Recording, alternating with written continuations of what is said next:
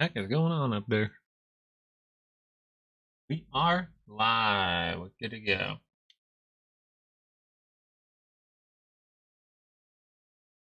Alright, this thing should be good to go in.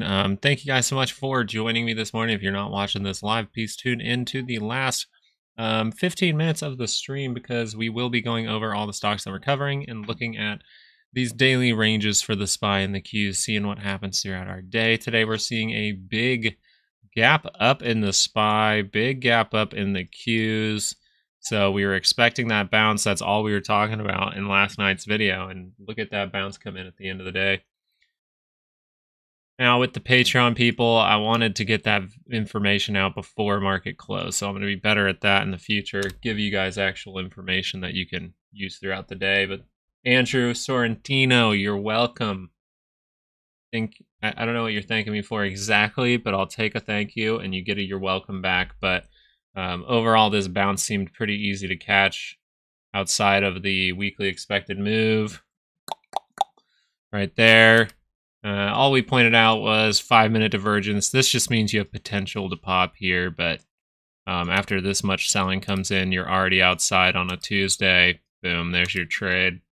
So now, actually, where we're coming up to, pretty important level, you could be filling a whole cup, getting a handle before you go up towards this daily expected move. So we could see this, be a fake out. We could see that, tons of things can happen with Jerome Powell. I've seen some great. I've seen us during I think it was during an hour of Jerome Powell talking during a speech once. The market went. Oh, Tate Stringer, thank you for subscribing. The market went in an hour. The market went up 4%, down 5%, up 2%, down 2%, then up 5% to end the day. Recover or fake? What do you do? What do you think? Idiot. Thanks for your work. Became Patreon yesterday. Marina, I think I saw you on there. I saw we had 3 new people to the Patreon. Those weekly update videos will get better. If I see more setups throughout the week, I'm going to keep putting videos on Patreon. At least 1 or 2, maybe I make a max of 2 a week. But yeah, I saw that you joined and it's awesome. And hopefully you're liking it so far. And then on Friday, we're actually going to be doing, daily ranges for all the stocks that we cover here. Now, recover today or fake out. I'm open to both. And as we open here, we're just going to watch the Qs for now. Ding, ding, ding. This is where you want to complete that cup. So if we do consolidate, then there is a chance that we actually go recover. The only scary part is if Jerome Powell gets asked the right question right around this level here, this is where people really sold off. So we could see that happen again.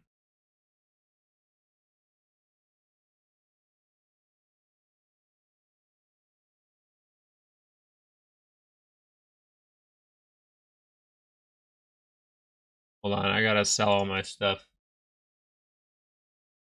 We're selling this morning. Sorry, guys, but this is too good of a move in one day not to hit the sell button. Your boy over here takes profit.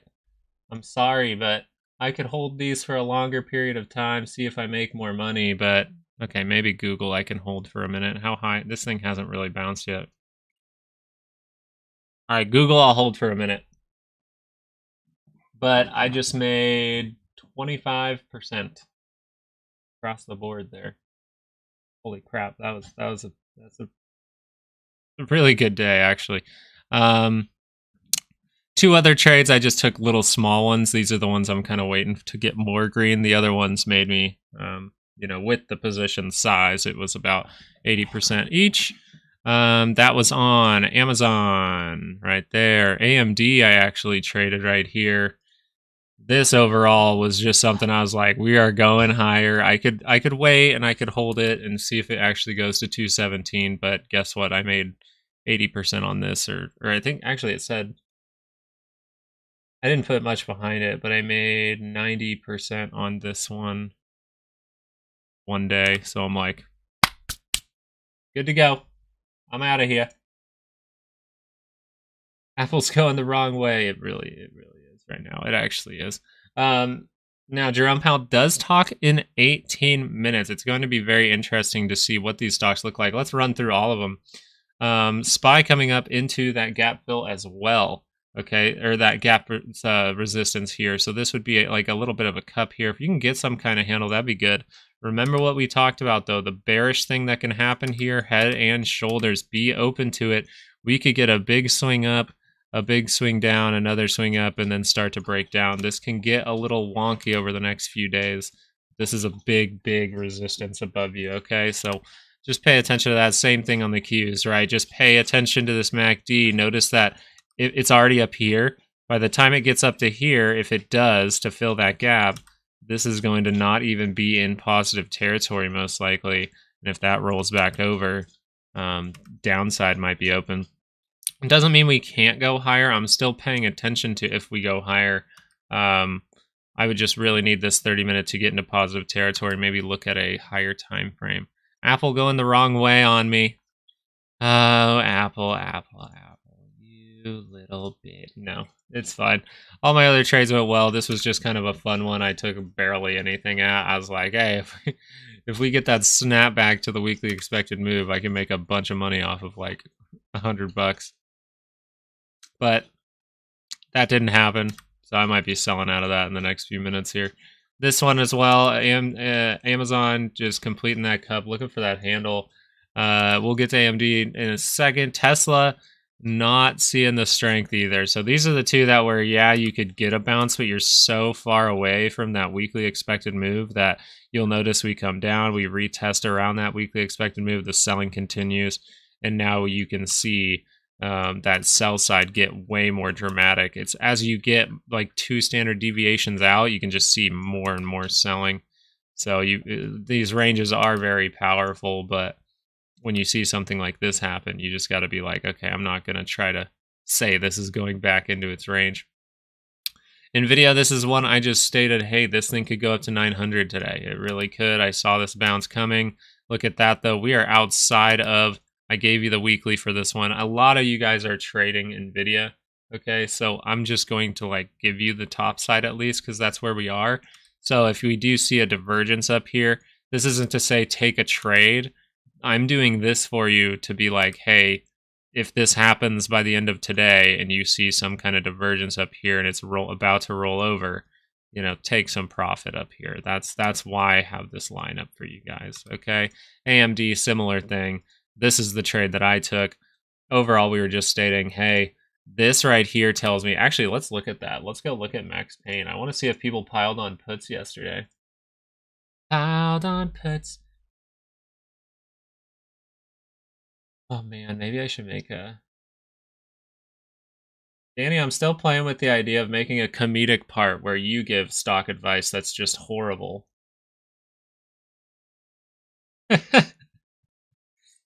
What was it? Shit. Yeah, goddamn, my brain's still waking up a little bit. Actually, more calls came in. We had more calls come in. We have almost 15,000 at 900. We have 13,000 at 800. So that kind of tells me that maybe we're not going to squeeze that long, actually.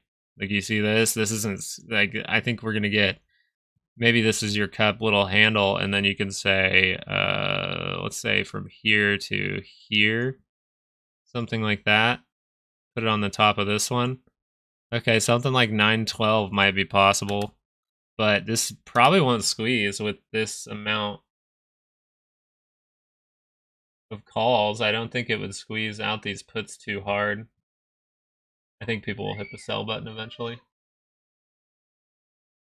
AMD though, yeah, it looked pretty good. It really looked like it wanted to cross. It was in positive territory. I got this bar right here to go above my moving averages, even on a shorter time frame. So I just said, hey, let me take a stab at this. If I get a good move in the morning, I can get out. That's exactly what happened. Made about 90% there. So I will be out of that for now. Seeing if Google can still get a bounce. Apple, I might just have to take the L on. I think I'm just gonna... Yeah, I'm just going to say no to this. No, thank you. I'll take a slight loss, but an overall gain for the whole day because Apple was my smallest trade. I still have my Google one. We'll see if Google is able to produce anything. Now, moving forward, AMD, Meta was one that we gave you those weekly expected moves for. This is what I'm talking about. This kind of action is what I'm talking about, though. We get up to the gap, and then we see that fail. Okay, and you got this little bit of a baseline here. I wonder if it all kind of connects. Pretty much connects here. So you could say now you open the door to dink, dink, and then we break down. That wouldn't be good. I'm just going to say if we start to break down through this area, I guess if we were able to hold in the zone by Friday, get like a retest, that would make sense to land back in this zone. But if we start to just like break down and then we get outside of this weekly, it can get ugly. I'm not leaning towards that. I really think it's going to be up and then come in, little bounce, come down, go up. It's going to be complicated. And then I think CPI might become important in the near future. Palo Alto. This was something I actually had on the short side. You guys want to know how I trade a little bit? Well, when I get a huge beatdown like this, now you're under the 200 on the day, or you're at the 200 on the daily. That's the 3-day. You're at the 200 on the daily. I know I'm going to get this reaction up. The point that I'm making here is if I see that come in as resistance, what can I look at? Oh, well, I can look at a 2-hour chart. See that it came in as resistance right here. Wait for that to cross over and confirm. This is a little trade I took. This is where I sold out. I just didn't see enough selling, kind of tapered selling here. So there's potential for a bounce. But took my little bit of profit a day later, made like 50% and got out. This is just a very little trade that I took. I was mainly thinking, oh, if this thing, it hits the sell signal around here, I buy in this area. Oh, if this drops down to here, I make a shitload of money. So, but the SPY seeing weakness where we kind of, you do want consolidation here. So I'm not too worried about this unless we start to fill that. Actually, even if we filled the gap, you could still see this happen. But if we start to break this low, come outside of here, that would be really bad. I don't think that's going to happen. I think this might extend up, actually. We got to see how Mr. Jerome talks today.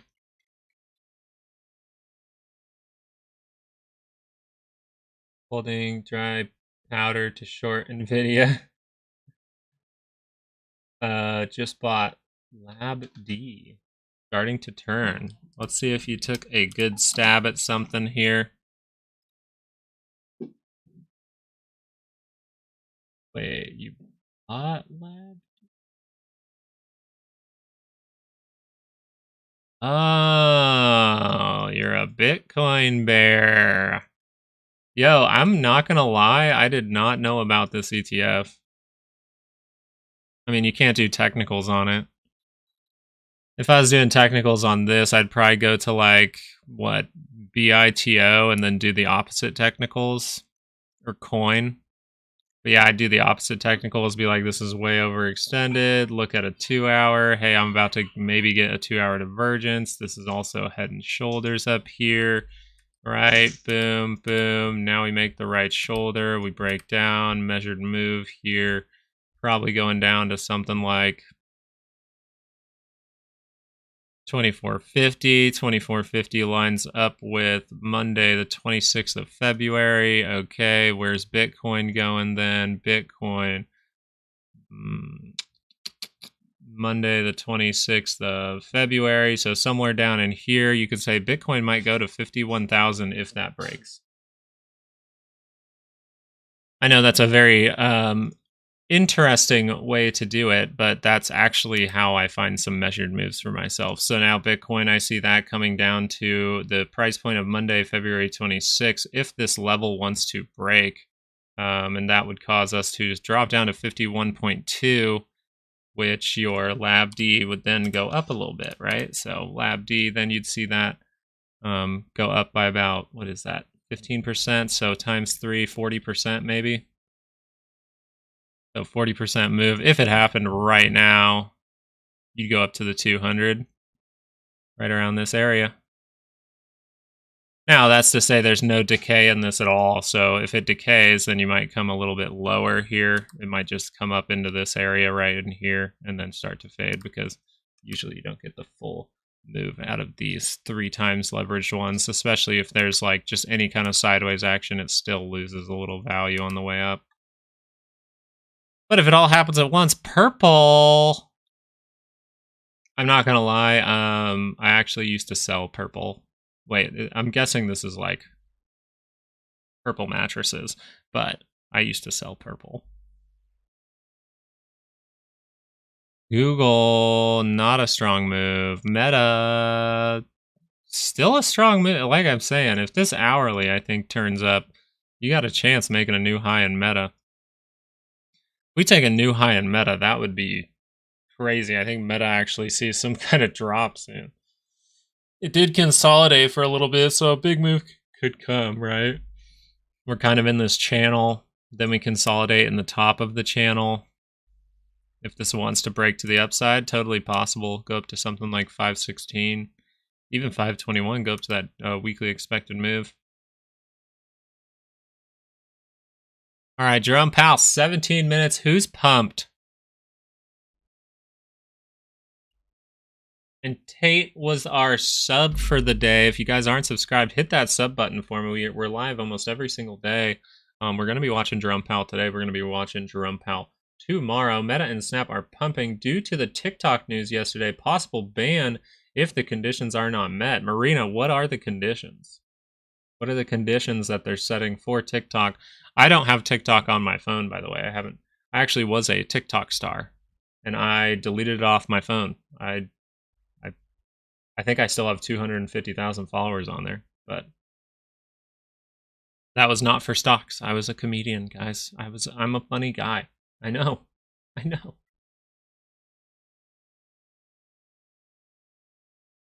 But no, I don't have TikTok on my phone. I don't believe in it. I like YouTube for the most part. YouTube's the main thing I use right now. I don't even have Instagram anymore. I got rid of everything. I just saw how toxic everything is, and once you get high enough in the TikTok world, you start to hang out with certain people, and you're like, I'm from Kansas. We're very nice people. And yeah, I met some, I didn't like the whole, you have to be like clout worthy to really hang out with people. It doesn't feel like your friendship is just friendship. It feels like it's like I am only useful for something. That's what it feels like. So no bueno on that. Meta going higher. Let's check in on Nvidia. Still breaking to the upside. AMD, I could have made a little bit more money here, but that's okay. I take my profit. I'm out. I made it early in the morning. There's too much going on today. Look for a little hourly divergence maybe here on Nvidia. We could get a pop, get a drop. That would make a lot of sense. AMD, I really like my 30-minute, by the way, so I'm going to leave it on 30-minute. But once we get up into this area, if we start to surge past it, not the best too. So gold hitting not an all-time high. I'm sorry. I don't know if it is, but gold hitting another high here. Saw this consolidation. We don't talk about gold, but I still watch it. Saw this consolidation in here. No real divergence down in this area. Maybe something like a 4-hour is going on. No real divergence at these lows here. So really, this is just a reaction. Consolidation, breaking through a trend. Now we continue that trend. We cross up into positive territory. Pretty much this would be swing trading. So this 200 here, boom, there's your buy. Hit the top Bollinger, sell. Or if you want to hold a little longer, you sell. That comes above again, boom, there's your buy signal. Actually, again, if you'd like, take a little trade there, hit the top Bollinger. Now you're going to get that more consolidation. You would not buy on this candle. Okay, you might take a buy here. You get outside of that Bollinger, see that resistance come in, maybe hit the sell button, boom, swing trade. Here's your next one. There's your move upward. So I did see Shane Gillis is kind of on, at least I haven't seen him do SNL stuff. I just see he is on, like, I see it on YouTube, like little thumbnails of him on SNL, but I never click on him. He's really turned the show around. He is also so funny. Also, they are now not politically correct and much more balanced. That's good. Like, that's the thing with, I used to watch it all the time. I used to watch SNL all the time. But lately, I'm like, nothing about any of this is that funny. Like, it's just, they don't have that funny of bits, in my opinion. So I'll give it a try. I'm always open to giving stuff a second try, you know? Really pay attention to this 30-minute. Might be worth looking into. As we do head higher, I mean, we still have that divergence on the daily up here. Maybe check a 2-hour, see if we got anything. Well, you might get a slight divergence on the MACD and RSI. Tiny, tiny divergence here to give you a hint. And then you want to look at the daily. Boom. If this divergence crosses over, game over for Nvidia. I might even look how expensive stuff is, but most of the time I'm staying away from these types of plays. AMD. How expensive stuff is today. I want to do a long one. Oh, okay. You can get a 190 for 260. That's actually not too bad. 190 at 260 for end of month. That's actually not that bad. Like, this gap fill by end of month, pretty much a little bit below that. It's not a bad price, but like I said, trying to catch this move, really, I'll probably wait until this actually confirms, comes down into this area, and then I could get in. You doing? Oh, thank you.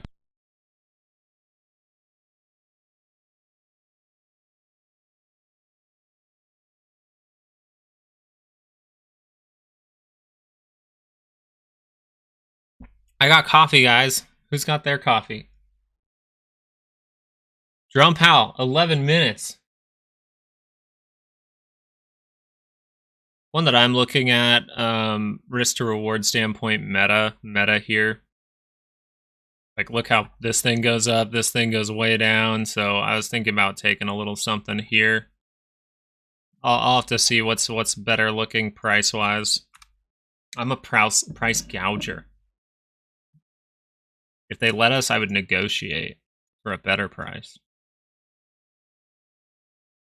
For now, it's good. We just pay attention to our 30 minutes, guys. I know this is like, I'm not the most entertaining minute trader or something. I make money though. That's the big thing. Scott says, coffee, what is the brew? Well, I think we just have Folgers or something right now. I actually have really nice coffee beans from a local farm, but we save that for special occasions. So if I take, how about that? If I take a trade, my next trade, and it goes really well, let's say it's a short or something like that, because shorts are a little harder, I'll make myself a nice coffee. And sorry if you hear crying, baby girl's getting in her car seat. They're about to go to grandma's.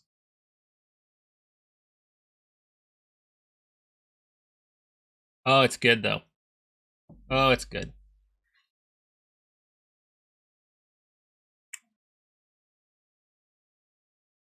Ooh, Palo Alto really going the other way. Google starting to go the other way. Not looking good. I would bet money on that. The fact that Google's outside of its range. Now, the good part, I know this is crazy, but even though these are red bars on the 15-minute here, the good part is you're right next to positive territory. So if this dips down, it actually could react back up. We could get like some kind of double bottom here. Get a quick little turnaround in this 15-minute, you would be right next to positive territory. So maybe Google's kind of a late bloomer today.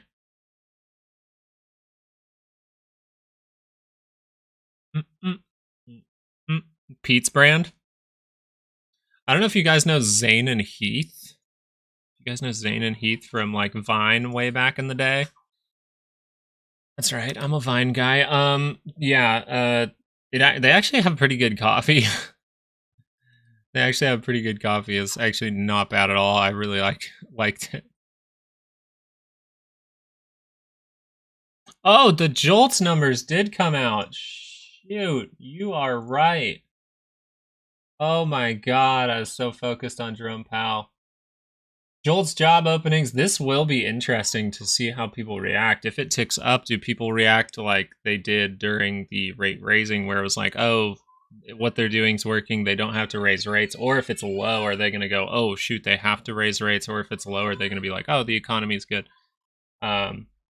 Really interested to see what happens with this number this morning.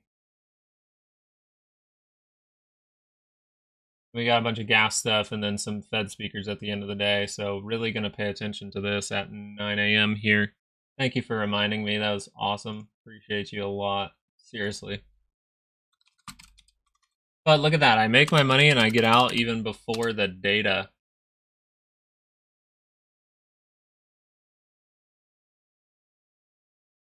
Bloomberg gonna show Jerome Powell? I'm gonna leave Bloomberg up.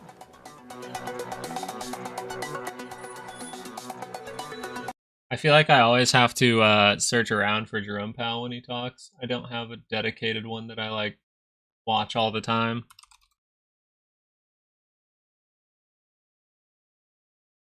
$74 you in here, 23 likes. Let's get that to at least 50 likes before Jerome Powell talks 7 minutes. 23 likes. God, I just liked my own video. You guys caught me. You guys caught me. I liked my own video. I'm sorry. I will drink my coffee in shame. I just want 50 likes, guys. So if I dipped yesterday, still a falling knife. Scott's laughing at me. That's messed up, Mr. Benoit.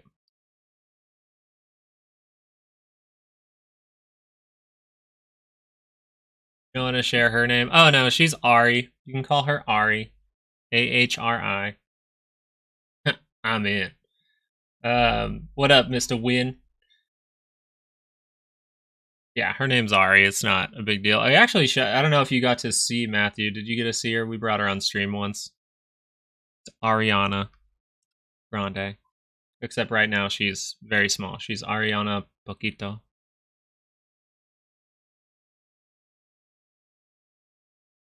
And she is growing like crazy. Just got back from vacay. Hell yeah, where'd you go to vacation? Where'd you vacation to? With this baby, I could use a vacation. My goodness. Ryan. Sometimes she always like fights the car seat and then ends up liking it within like 10 minutes.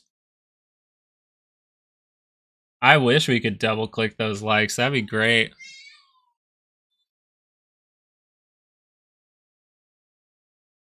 I don't know what really pushes a live video, honestly. I assume it's just like viewership, SEO still, which we are crying right now.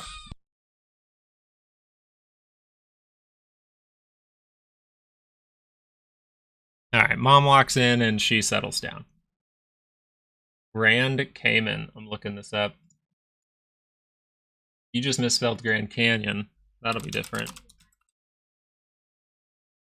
How do you know? Have you been sneaking off to the Grand Cayman without me?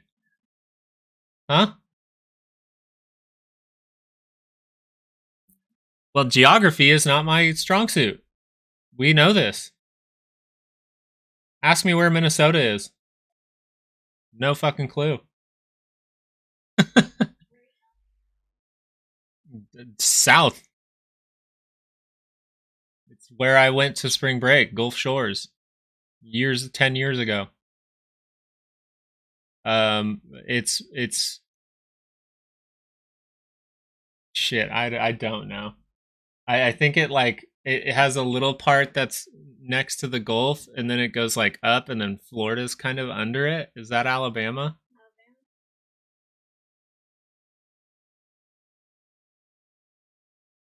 I knew that it was next to it, but I thought it maybe went on top of it a little bit. Sorry, guys. Geography, not my strong suit. Stocks are.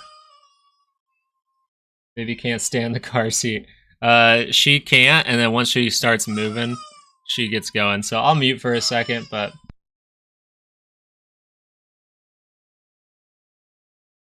Ari's saying bye. Here, I'll get the gate. Be right back, guys. Hold on one sec. Let me say bye.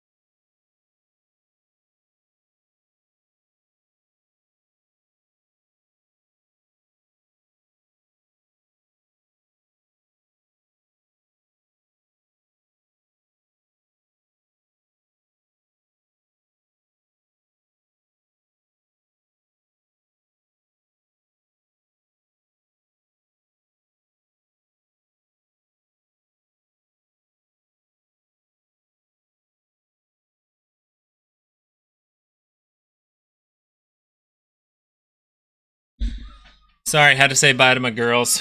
They're heading out.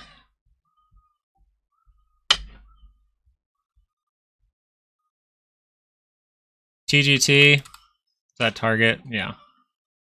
Target up here. Very overextended on a 30-minute scale, daily scale. Potential for that divergence to still come in, but oh my god. What the hell? Yeah, you guys gotta tell me about stuff like this. What the heck is that? Holy. I mean, shoot, you're getting tight. You're expecting that big move. This is where it pays to be patient because a lot of people would maybe take a short with some kind of divergence here. This is stuff that I used to do. I'm going to be honest. This is stuff that when I was first trading with this style, I would try to guess things like this, see this bar come below the 9 and be like, this is it. Well, don't trade around earnings. Don't trade around earnings. That's all I would say. Look at that. Boom. Earnings comes out. Great news for Target. Look at that up move. You expect this to continue even at this area because this news was good. But now you're in a big resistance up here, so we'll have to see if that can hold. I really think this might actually turn around a little bit. SPY heading down. I just need to look at Google real quick. Google's still heading down. If I see a triple divergence here, we might be talking about a triple divergence on Google soon. You need anything?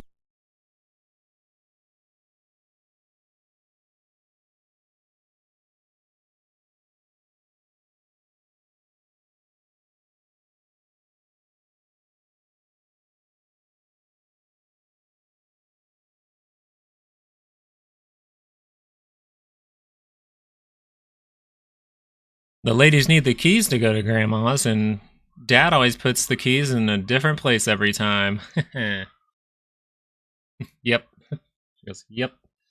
SPY heading down. Let's check on that. We have our daily expected moves, right? So this still, you still got to be careful here. This could be the cup completing, get some kind of handle to head higher. I think good shot that we at least test this daily expected move. GM is just kidding, guys. That's good morning. The old streaming Luke from a week ago would have looked at the GM stock. Watch Ocean Goose is like, no, seriously, I'd like look at GM. All right, 9 a.m. We're going to see if Jerome Powell is coming out. Let's look if any data drops. Usually he takes a minute. Okay, that JOLTS job openings number coming in below the previous and below the consensus and forecast. We'll have to see how the market reacts to that. Will they see a lower number as good news? The market's good. Less job openings means more jobs being filled. Job quits going a little bit lower as well. So more people with jobs is what you'd kind of say from this data at this point.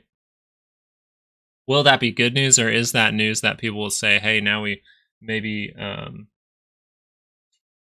shoot, what is it? If you have less job openings, yeah, that could be good for the economy. We'll have to read if that's into, if that's read into as good news at this point. But yeah, I mean, this Google trade, honestly, I didn't put much into it. I really was just trying to have some fun with Google and Apple. Apple lost me some. My more serious trades did really well. So I might look for Google to make a divergence and kind of see what happens from there throughout the day. And I'm still positive on it. I'm up 10%. Nothing too crazy.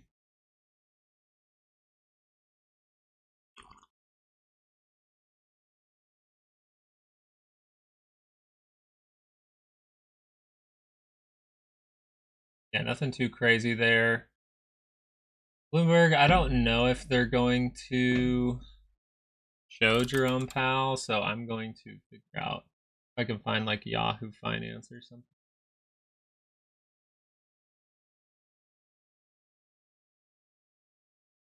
All right, nothing started yet, guys. Don't worry, I have it up right here.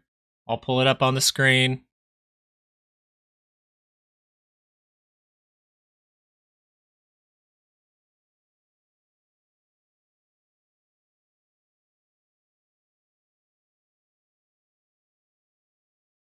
All right, I'm trying to make it so we can have like a little box, you know, like just a little box here to watch this Jerome Powell.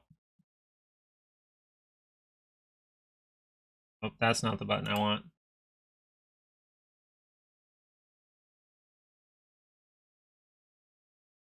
All right, so we will watch Jerome Powell. I got that up here, just waiting for it to get started.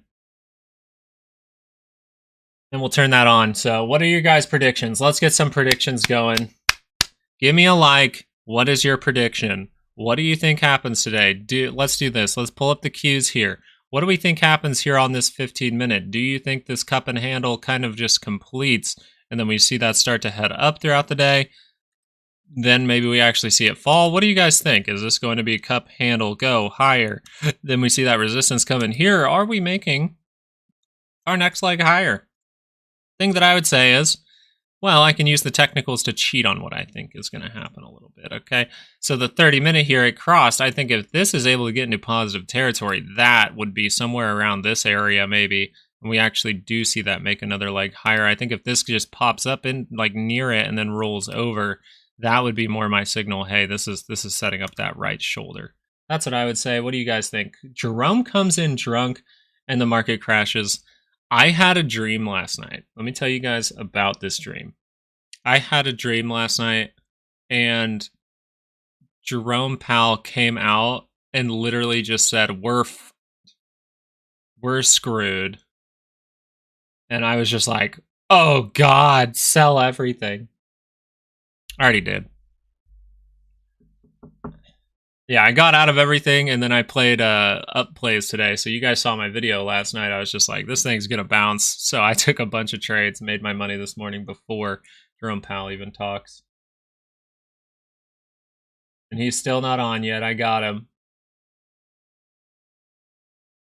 Must have been a wet dream for you. It might have been. I had well, the thing is, yesterday, going into today, this morning, I had all calls. I only had one safety play, kind of a hedge put. But yeah, this is, it's like when I woke up with that, I was like, please let the market be up. You know, sometimes those mornings you just go, man, I saw all the signals. I think it's going to go up, but God, I hope it's actually up. More Pando. Sorry, I just saw this. Can you check Florida? Florida. I'm just playing. What's FL? Foot Locker. You're trading Foot Lock? Oh, frickin'. What the? All right, what happened to Foot Locker? We have divergence up here. Foot Locker pushes back core profitability target, extends dividend pause while fourth quarter tops street views. Okay, so the thing with this here is one big hint. Now, this was before earnings, guys. Okay, so we still don't trade around the earnings, but this one, the technicals kind of had you saying, hey, this could go lower. The tricky part with trading this around earnings, even from the technical standpoint, is anything could happen. You don't know the numbers they're going to produce. This easily could have went up, just like that other stock we just looked at. Because, look at this, we consolidate sideways. That really opens the door for another push higher. So this would be a probabilities of going higher are still there with this divergence not crossed yet. So if you did, this is still an okay trade. I mean, I'm not saying this is a bad one. It's just above the 200 and things like that. So excuse me. Now you have to look for some kind of head and shoulders over the next few days, maybe. Look at that base. See if that base is able to hold. You might see some flagging or some kind of small bounce up in here to break through this level. Once you close below the 200, we might be seeing lower prices. Earnings not good forward guidance, it looks like. Big surprise, Haley drops out. Did she actually? Finally? Because she literally was like the worst presidential run of all time. And then she was acting like she was the best of all time. It was very confusing. I was like, this seems silly at this point. We lost by 20%, but that is the goal. It's like, what? That makes no sense. You can't be. Democrat colleagues, they should be thrilled. In an attempt to score political points, many in Washington Hold have on, decided the best strategy is to I'm tell seeing if he's people even there what yet. their feeling isn't actually accurate. They claim Bolts Biden out down slightly, yeah. down costs, and their partisan so-called Powell drags the market today and shits the bed tomorrow. That actually is a very good assessment of right now. We could see a big move up and then a big move down. SPY tanking. which was predicted by several. Be careful. This could all be a former handle. administration Still, economic even this selling down, this could still be a handle. You're right at that weekly expected move again. It's still early on Wednesday, and you're at that weekly expected move. Shrinkflation. Remember, a bunch of traps in this market. Trap, we called that one. We called that one. We're calling this one. Now we're saying there's going to be a trap up in this area. If we see more positivity, then it's going to be a big trap. I think Powell comes out very vague and dovish today. Dovish in a vague way that people see as dovish. And then tomorrow he gets asked the right questions. Will not allow politics to cloud your judgment in the fight to tackle inflation. As I have always said, you're a steady hand, and I believe you are committed to the Federal Reserve's independence, as am I. Just as you have rejected the outside pressures of politically motivated agendas, I hope you will be just as attuned to the threats of politicization when calling is coming from inside the House.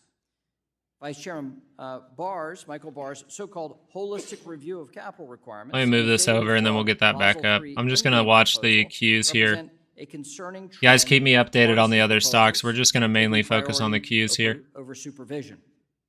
This has real-world impacts, as we saw 1 year Still ago, positive territory on the 5-minute. Nothing too much to worry about till we go negative. Negative would have to pull us below this low. So if we see this hold up here, still have this as maybe some kind of handle. Last year's banking turbulence. As we continue to monitor potential instability, including bank exposure to commercial real estate, it's critical that the Fed keep its eye I'm going to keep a ball. notepad open. This does not include enacting new, far-reaching, and ultimately harmful regulatory policy, though. As you know, members on both sides of the aisle, on this committee and in Congress, have made clear that the Basel III endgame proposal would be catastrophic for families, communities, and small businesses. Regulators should withdraw it and start over. I think that's the proper course with something as deeply flawed. I'm going to call this book Jerome Powell Goes to Congress. Other significant proposals would have to fit. Will they go up? Yes. Together.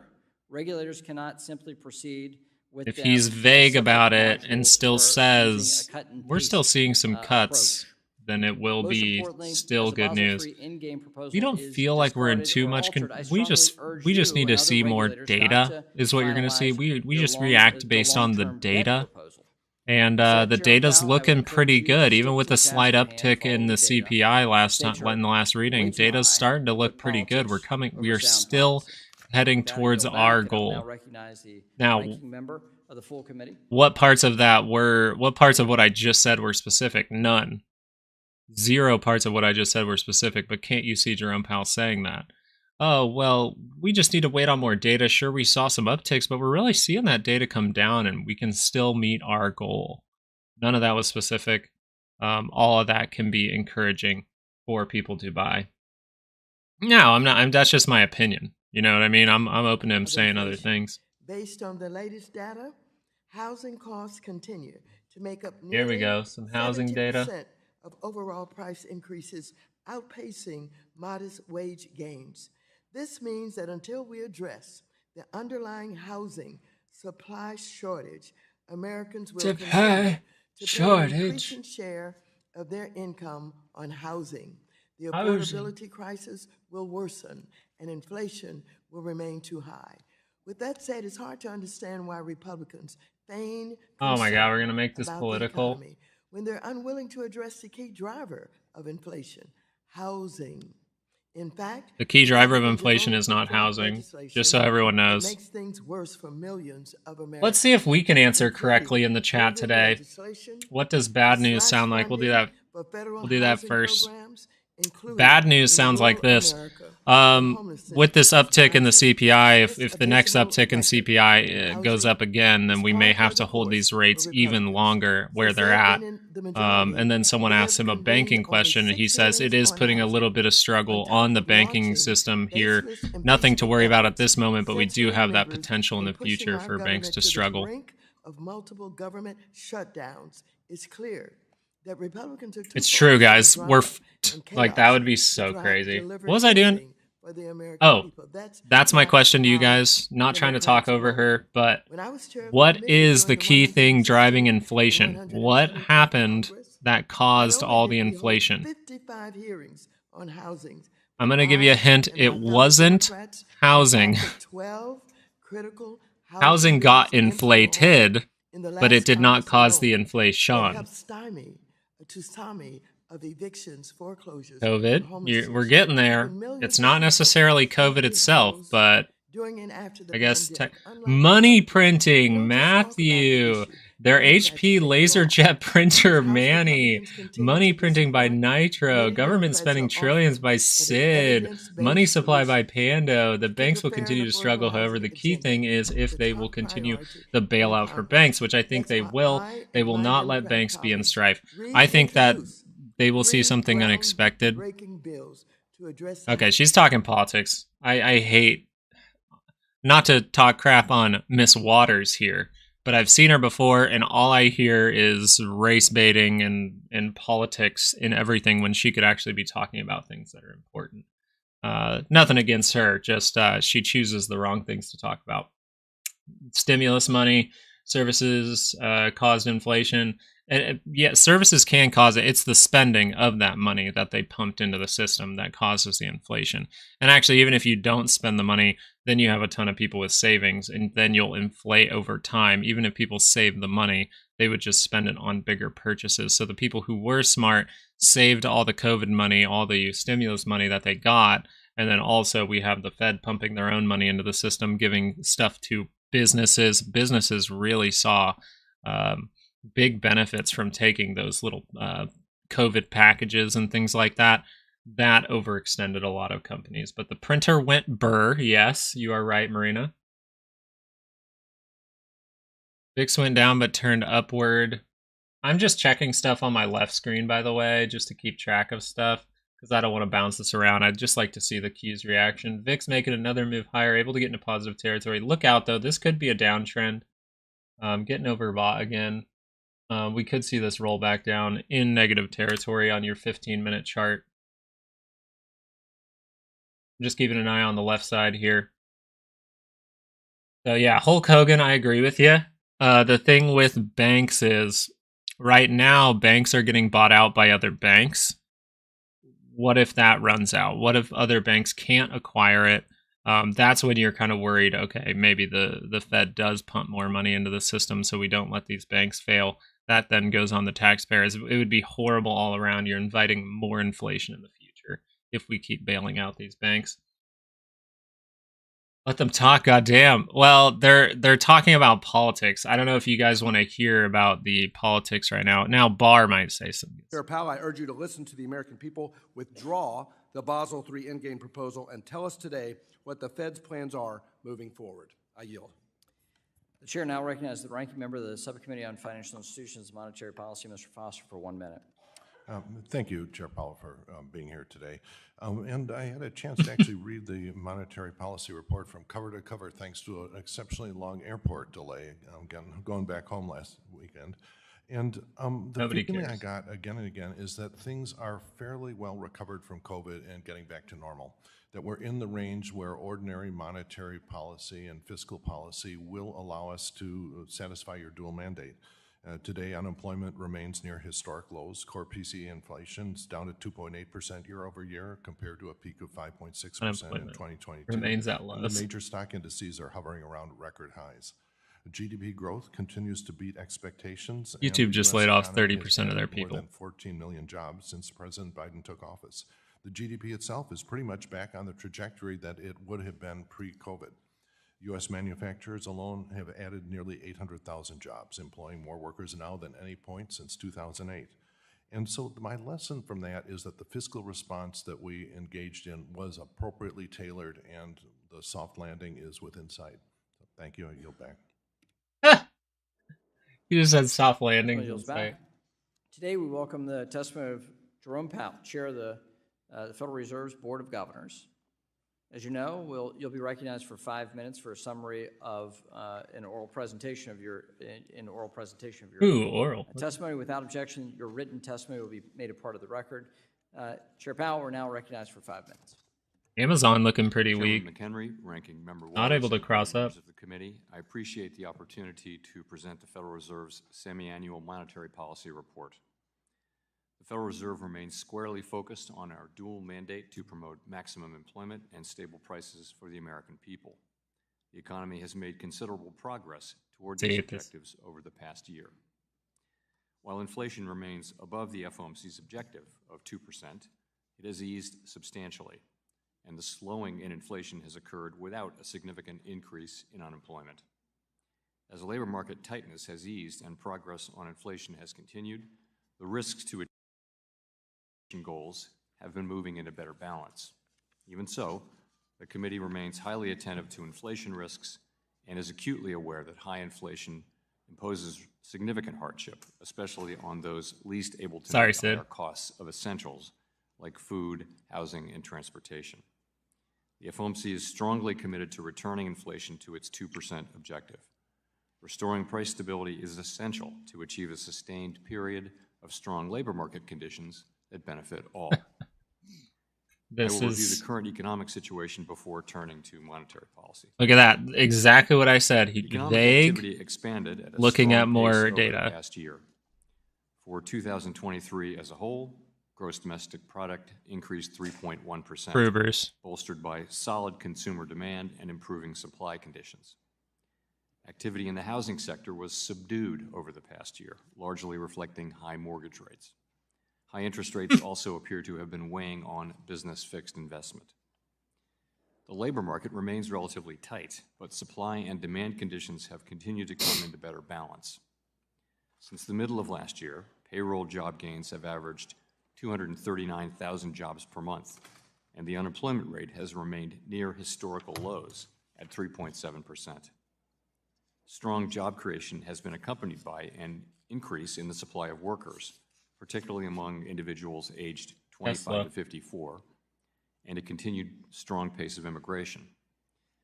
Job vacancies have declined, and nominal wage growth has been easing. Although the jobs to workers gap has narrowed, labor demand still exceeds the supply of available workers. The strong labor market over the past 2 years has also helped to narrow long-standing disparities in employment and earnings across demographic groups. Inflation has eased notably over the past year, but remains above the FOMC's longer-run goal of 2%. Total personal consumption expenditures prices rose 2.4% over the 12 months ending in January. Excluding the volatile food and energy categories, core PCE prices rose 2.8%, a notable slowing from 2022 that was widespread across both goods and services prices. Long-term inflation expectations appear to have remained well anchored, as reflected by a broad range of surveys of households, businesses, and forecasters, as well as measures from financial markets. After significantly tightening the stance of monetary policy since early 2022, reverse repo is supposed to start stop in March. The target range for the federal funds rate at 5.25% to 5.5% since its meeting last July. We've also continued to shrink our balance sheet at a brisk pace and in a predictable manner. A restrictive stance of monetary policy is putting downward pressure on economic activity and inflation. We believe that our policy rate is likely at its peak for this tightening cycle. If the economy evolves broadly as expected, it will likely be appropriate to begin dialing back policy restraint at some point this year. That might be bullish. The economic outlook is uncertain, and ongoing progress toward our 2% objective for inflation is not assured. Reducing policy restraint too soon or too much could result in a reversal of progress we've seen in inflation and ultimately require even tighter policy to get inflation back to 2%. At the same time, reducing policy restraint too late or too little could unduly weaken economic activity and employment. In considering any adjustments to the target range for the policy rate, always be bullish right now. The incoming data, the evolving outlook, and the balance excluding of risks. Food and energy. The committee does not expect that it will be appropriate to reduce the target range until it has gained greater confidence that inflation is moving sustainably toward 2%. We remain committed to bringing inflation back down to our 2% goal and to keeping longer-run inflation expectations well anchored. Restoring price stability is essential to set the stage for achieving maximum employment and stable prices over the longer run. To conclude, we understand that our actions affect communities, families, and businesses across the country. You do. Everything we do is in service to our public mission. we at the Federal Reserve will do everything we can to achieve our maximum employment and price stability goals. Thank you. All right, here are the questions. Thank you, The Chairman important Powell. part. And I should have noted this at the outset, but this is your 25th testimony before the U.S. Congress as Chair of the Federal Reserve, and we thank you for your service and your commitment to congressional oversight. Very much appreciated. I'll now recognize myself for 5 minutes for the purposes of questions. Let's begin with what's top of mind. We have two issues that are top of mind with the Fed: regulatory policy, with the Barr proposal, the Michael Barr proposal on capital, and interest rates. We're in a political year. And I can see that, Ryan. Of a political year falls heavily on all government, all parts of government. Yes. Yes, Bruce. We can talk about that. The past 3 years of high inflation and impact on American families. And now that inflation is receding, there's been a great deal of speculation about when the Fed would cut rates. Some say that it's going to be a lot of rate cutting this year. Some say none. What say you? Oh, this is good. Vague but dovish. It will depend on the path of the economy. Our focus is on data, maximum employment and price stability, and the incoming data as they affect the outlook. And those are the things we're looking at. Data. Go further if you'd like. So at what point will the Fed be forced to cut rates? What does the data, what kind of data would you point to? And do you have any updates there? What we've said is that the committee would like to see more data that confirm, make us more confident that inflation is moving sustainably down to 2%. It's so obvious. We have some confidence of that. Inflation, headline inflation has moved down more than 3 full percentage points now to 2.4%, as I mentioned in my remarks. We want to see a little bit more data. So that like the channel for him saying data a million times. Every time he says data, you have to policy rates. It's a very important take a drink. Step. We think because of the strength in the economy and the strength in the labor market and the progress we've made, we can approach that step carefully and thoughtfully and with greater confidence. And when we reach that confidence, the expectation is we will do so sometime this year. We can then begin dialing back the restriction on our policy. Well, let's pivot to regulatory policy. Chair Powell, as you know, there have been serious concerns expressed on both sides of the aisle and across America and across industries about the Basel III endgame proposal that Vice Chair Michael Barr has proposed and that the Fed is taking up. The concern is on both process, meaning how the proposed rule was developed, analyzed, and released for comment. The general concern of a lack of economic justification for these actions, but also on the substance. The proposal goes much further than the Basel III committee recommended on capital requirements. Ryan, I love you, man. You're my king. You're my king. My first question is on substance. Is the Fed listening to these comments? Ryan gets it. That have been nearly unanimous in opposition to this rule. Is the Fed listening to these comments on the impact the rule will have on everyday Americans? And what is the status on rulemaking, and what is the plan moving forward?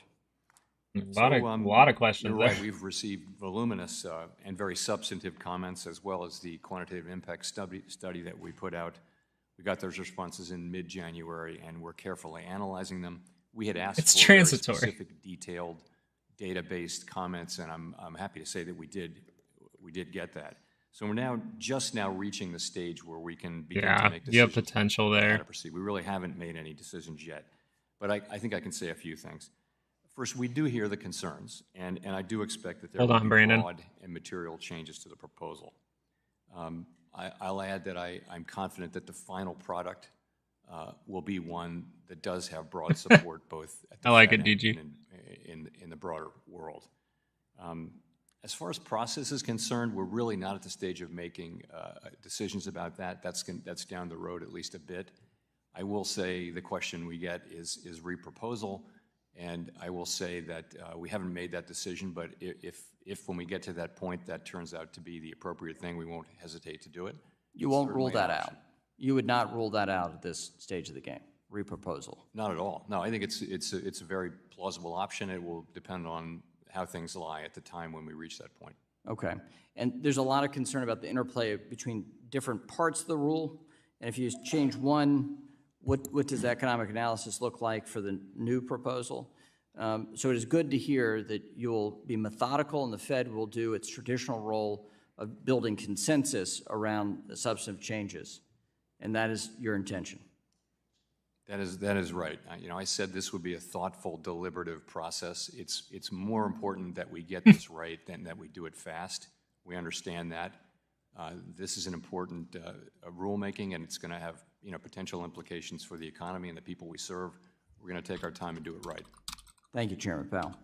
The ranking member. I'm going to Mr. talk Waters about that. recognized for Get 5 this minutes. right instead of do it Thank fast. you very much, Mr. Chairman. Chair Powell, We're going to talk about that I want to talk afterwards. to you about housing, but before I get there, let me address the issue of merger. This chick's obsessed with housing. Last week, I led a letter along with 15 committee Democrats to you as well as DOJ, OCC, and FDIC, expressing my strong concern about the lack of progress you have made in updating your bank merger review procedures. This is critical now You're that breathing. we just learned of another mega merger involving Capital One and It is, Discover, Frank. which would create the 6th largest U.S. commercial bank. I'm gonna look at with a major SMCI over role here, guys. in the credit card market. For far too long, experts have raised alarm that there is a rubber stamping process of bank mergers where virtually all applications are approved.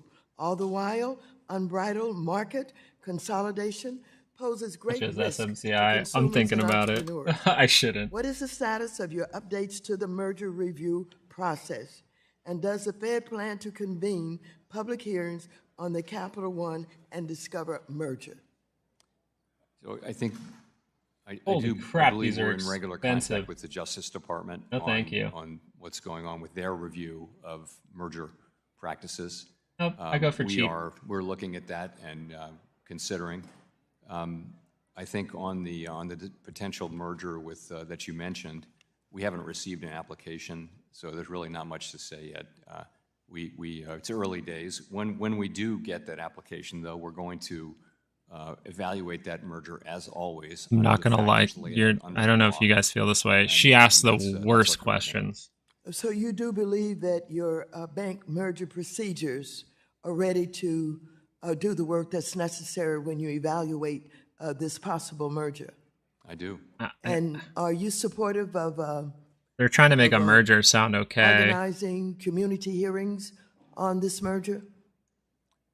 We haven't even Taylor I haven't Swift. talked about that with anybody. I will say this: we've done that in many large mergers, but that's not a True conversation cyber we've hype, had it yet. is pushing we literally higher. don't even have an application for the merger yet. Thank you. We'll stay in touch with you on that. Actually dipping down right now, So though. turning to the national affordable housing and homelessness crisis, where we've seen steady increases year after year in home prices and rent costs, which are a symptom of the chronic undersupply of affordable housing.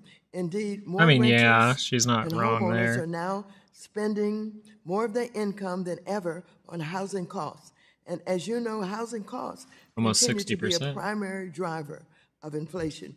Do you think the Fed has sufficiently emphasized the role that housing costs play in keeping us from your 2% inflation goal? Do you think it's reasonable to believe that monetary policy can accomplish this goal without a fiscal policy response? Yes, And if you Richard. do, how long will it take to get there?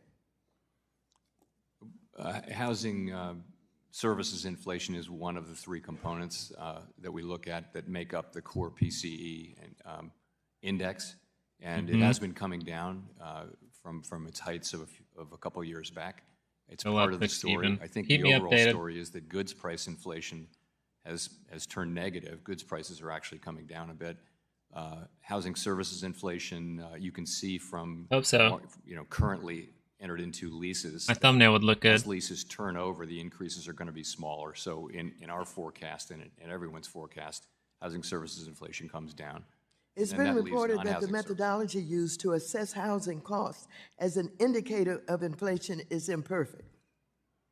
Namely, because it considers costs based on both Housing new and inflation old rents, goes down, including but if it's for at the owner-occupied 2% they housing want, on a housing month-to-month cost basis. will still This go up results in from stale here. data, since families' housing costs typically do not Yes, change Fancy, it unless will they be. move or their lease Till something is up for breaks. renewal. So to address these imperfections in the housing cost indicators, the Bureau of Labor Statistics and Cleveland Fed created an improved methodology based solely on new lease rents, which is referred to as new tenant repeat rent. I hate when people read questions. She obviously is just reading stuff. I'd like her to actually ask something she is passionate about. Of housing inflation observed Housing prices by are not the going Fed. down. The rate of So we're well aware of that, and we do incorporate it into our yes, thinking. if we don't go through As I was starting to deflationary event. mention, that is the reason, the fact that market rents are moving up at a much slower Morning, pace Junior. is the reason why forecasts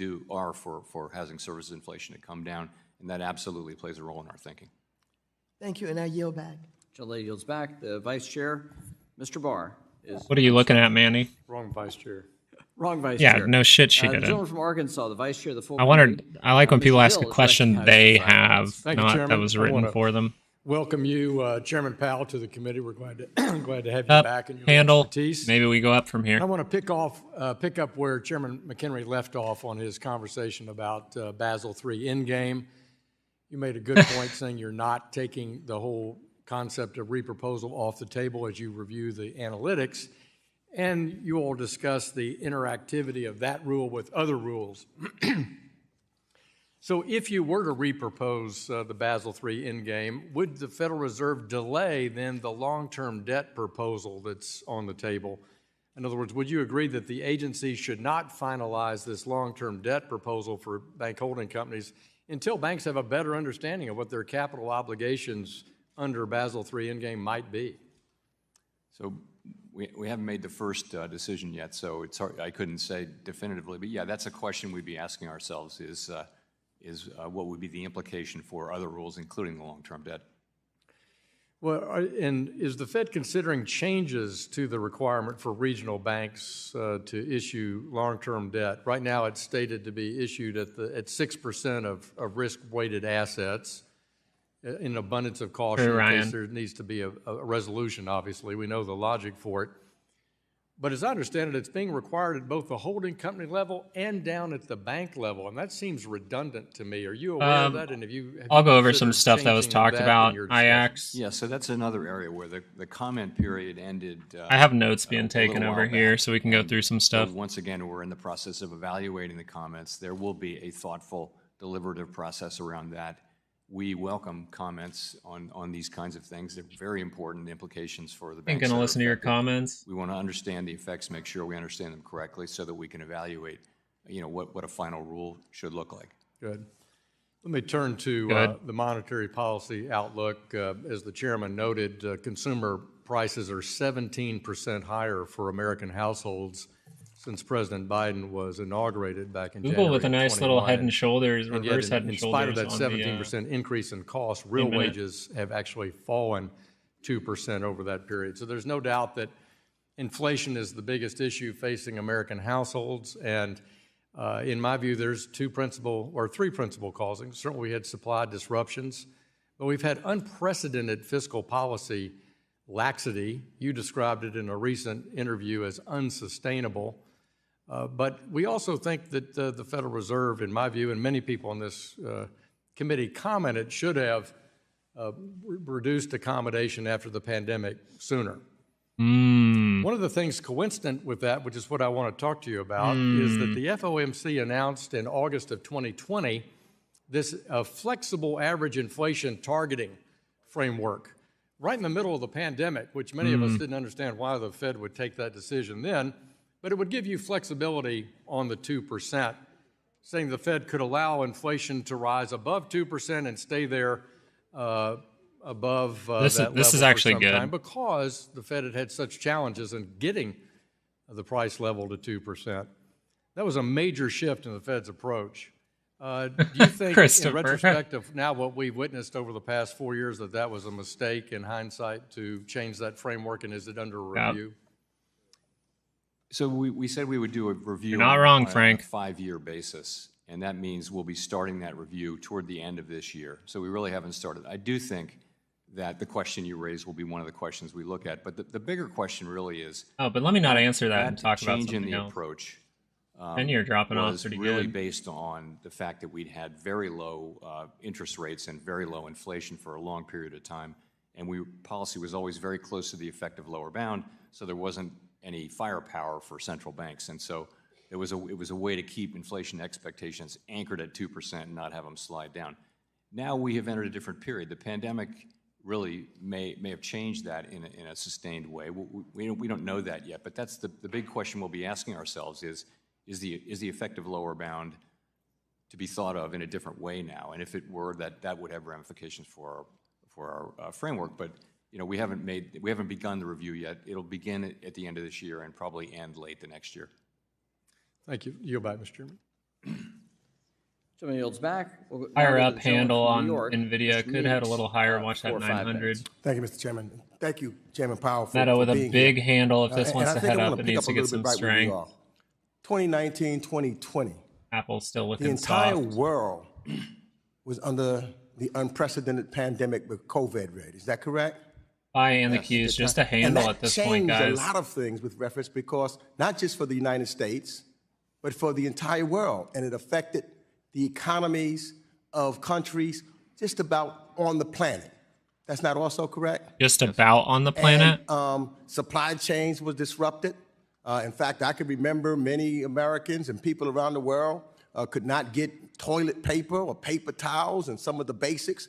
And Yes, so the Ryan. prices, because of Close the fucking door. of supply demand, Sorry for cursing. skyrocketed, causing the inflation, not only in the United States, but basically all over the world. Is that correct? Yes. And so Ahmed? therefore, the Fed had to do certain things because of what we were in at Probably. that particular time. We couldn't just go back and act like the pandemic wasn't there. We had to do something to try to make sure that we were able to get through the pandemic. Is that not correct? Yes. And now we're at that point where we're about to get through this pandemic. And we can look at the rest of the world, Oh, what wrong they guy. did or didn't do at that time, but what we did at that time. And as a result of that, 3 years post the pandemic, Mohammed. when you look around the world, I think that you were correct with what you stated, that by most accounts, our economy is doing well. In fact, I would say If you think our economy is doing better than most of the worse than other this guy's countries in the talking, world. Would you hit say that that's like correct? button, hit that sub button. I would. And so, Sid, I would invite say your then friends. that I like some it. of Thank the you. other countries of the world maybe should have looked at the policies that we put in place thereafter. this so guy that is they could so get ass out of it, backwards. So that they could be have a labor market that is Oh, strong. God, The unemployment this guy. rate is near a 50-year low. Oh, my and as God, you stated, okay. inflation is also now Taking a coming note. down faster than any place else on the planet. Just about. Is that not correct? I think that's right. Yeah. And I think that you also recognize a mismatch between the strength of the economy, that's what we're talking That about, is in the field. ridiculous. And I think that Ranking Member Waters touched on one of those big issues of Same, housing, Ryan. of which is now, we're still trying to get that under control. And I think the Ranking Member has some ideas on how we can do that, and that may be something that you need to consider so that we can further get down the inflation rate. And the other would be the commodity markets, because the cost of food is too high in people. So that's something else that we need to get in control. Is that not correct? Yes. And let me just ask this. Can you say that there's a connection, for example, between conflicts in other areas of the world, like Russia's war against Ukraine and or the turmoil in the Middle East and the economic pressures that the do your United States technicals feels on does not Bitcoin, also and then go into take the that reason as why the what you're cost of doing with commodities Mara. can be still higher? Is there a connection therein, Mr. Chairman? Certainly, the war in Ukraine caused commodity prices to move up sharply. So, could you tell you what is the what would the connection lead you to believe that there is an urgent need for us? Driving me I would nuts. think for Driving we're me running out nuts. of time for us to do everything that is in our power in Congress to support Ukraine, so that we Oh can my make sure God, that this guy that is and other just- strategic partners that we can help the commodities market. This guy and that is would help lost. lower the cost of some of the commodities, bringing food prices down. If we would just be able to pass certain things that's going to help Ukraine right here in the United States. Oh my Congress. Is that God. correct? Here's We're talking where it gets about- we'll talk outside about our, Ukraine. Our jurisdiction. So I wouldn't have an opinion on Ukraine funding.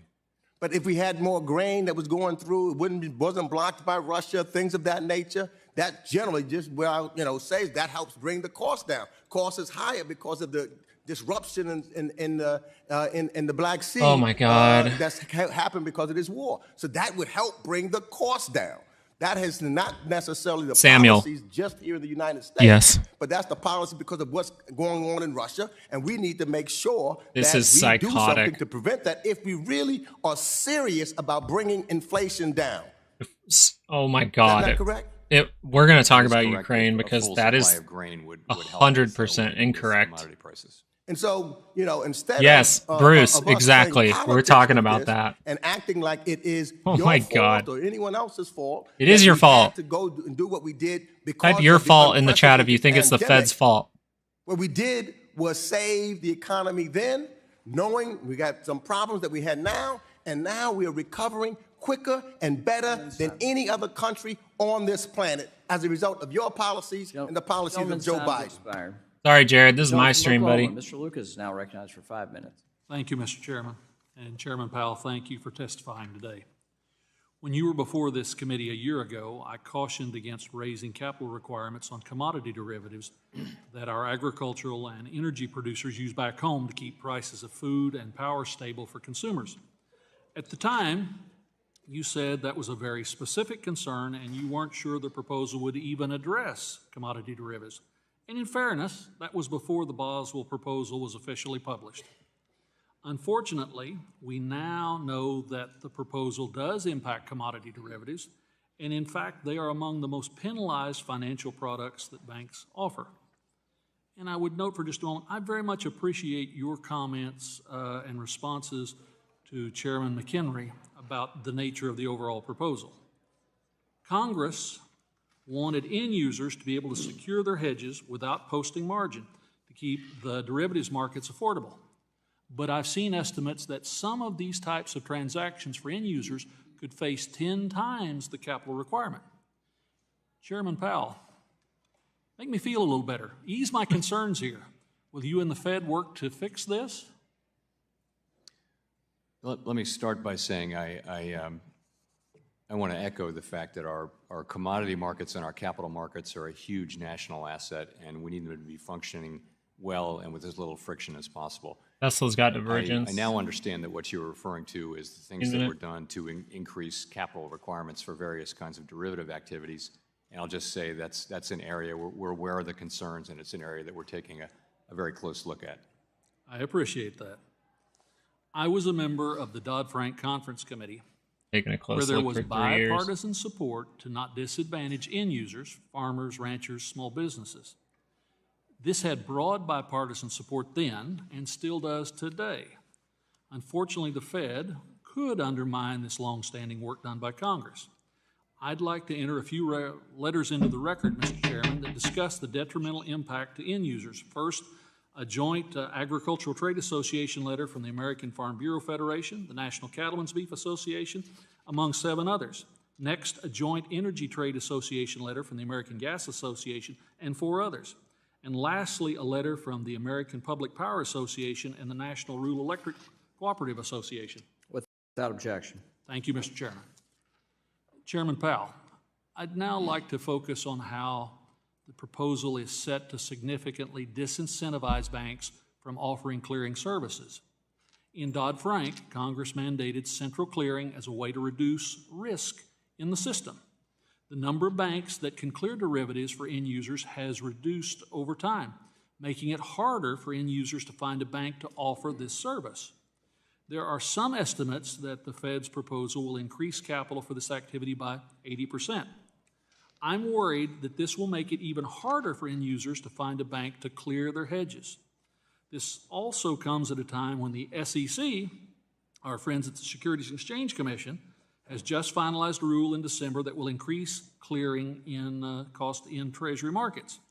This will have a real impact on market access and liquidity, not just in commodities, but the $26 trillion Treasury market that plays a critical role in the world economy. Will you work with the CFTC to address this problem? Again, I'll say that we're aware of those concerns, and we're prepared to work with other agencies and also to make sure that our capital proposal appropriately addresses them.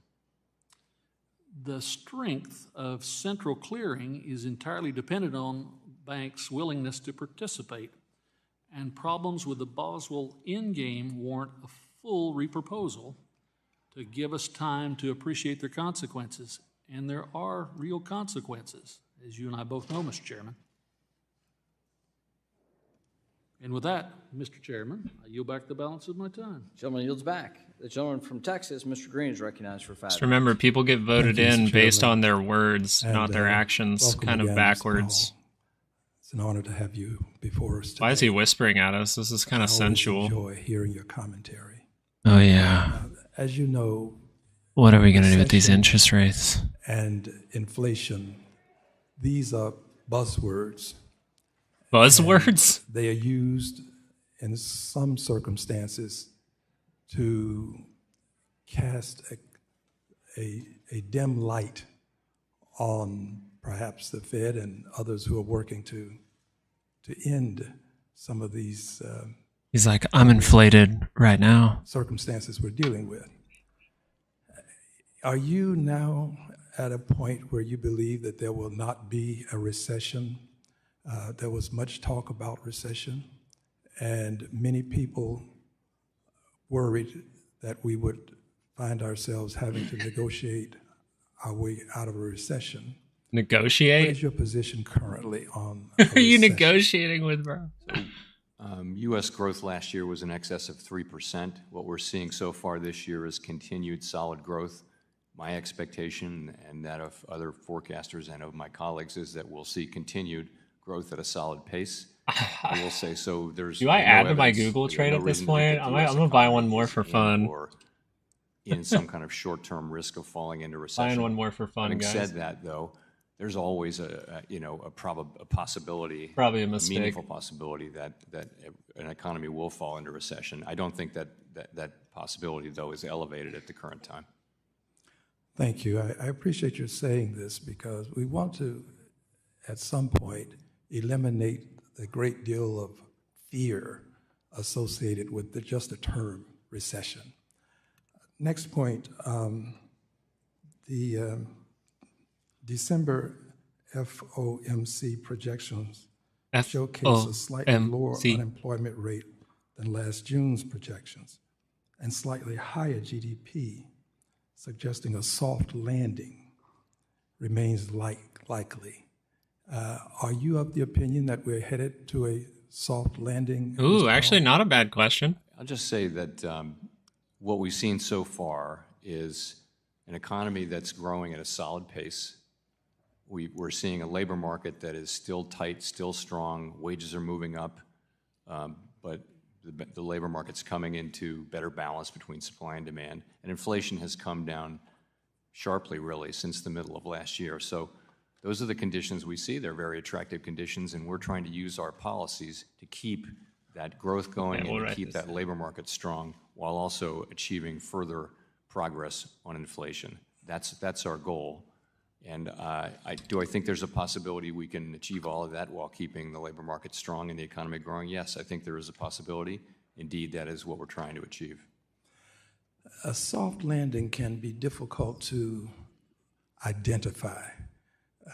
We could possibly have a soft landing and miss the point at which the landing took place. How do you define the soft landing such that a member of the public, a layperson, would understand that we have indeed had a soft landing? So we really right, think Hulk. about it in the terms I just discussed, which is we want to keep the economy growing, we want the labor market to remain strong. Drew, there's a link on YouTube if you don't want any Unemployment commentary. is pretty near 50-year historical lows. And we want inflation to continue to move down closer and closer to that 2% objective. And we've made quite good progress on that over just the past year. So we want to continue those conditions. And I don't want to put the label on it. Other people can do that. But I would just say we're using our tools to keep a strong labor market and strong growth while making further progress on getting inflation down to 2% for the benefit of the public. That's the economy we're trying to achieve. And I think there's we're on a good path so far to be able to get there. Well, I concur, but I would ask this as my last question. Will there be some announcement at some point that we've had a soft landing? Because we have people who are continually indicating that we're not having a soft landing, there's a possibility of a recession. So will there ever be some official statement that would give people some comfort? I don't think by us, no. I think we're just going to keep our heads down and do our jobs and try to deliver what the public is expecting from us. We wouldn't be, declaring victory like that, but. The gentleman's time has expired. Thank you, Mr. Chair. Thank you. The gentleman from Texas, Mr. You Sessions. won't be able now to recognized declare for 5 victory, minutes. buddy. Mr. Chairman, thank you very much. Chairman, welcome back. I think we enjoy this. I hope you do too. Boo-hoo, Drew. The link is on YouTube. Go to Yahoo Finance if you don't like me talking, buddy. Us and you to answer. Like, don't come into my chat and be fucking rude to me. Every I don't give a shit. problem can be solved on a campaign. Reality's a little bit different. Welcome back despite all that. Looking at the Monetary Policy Report, March 1st, 2024. And as I review this, I would like to focus on the term that I would say high prices are here to stay. Because what I've heard you say today in this report really go to is you got everything under control, but we're going to keep the high prices.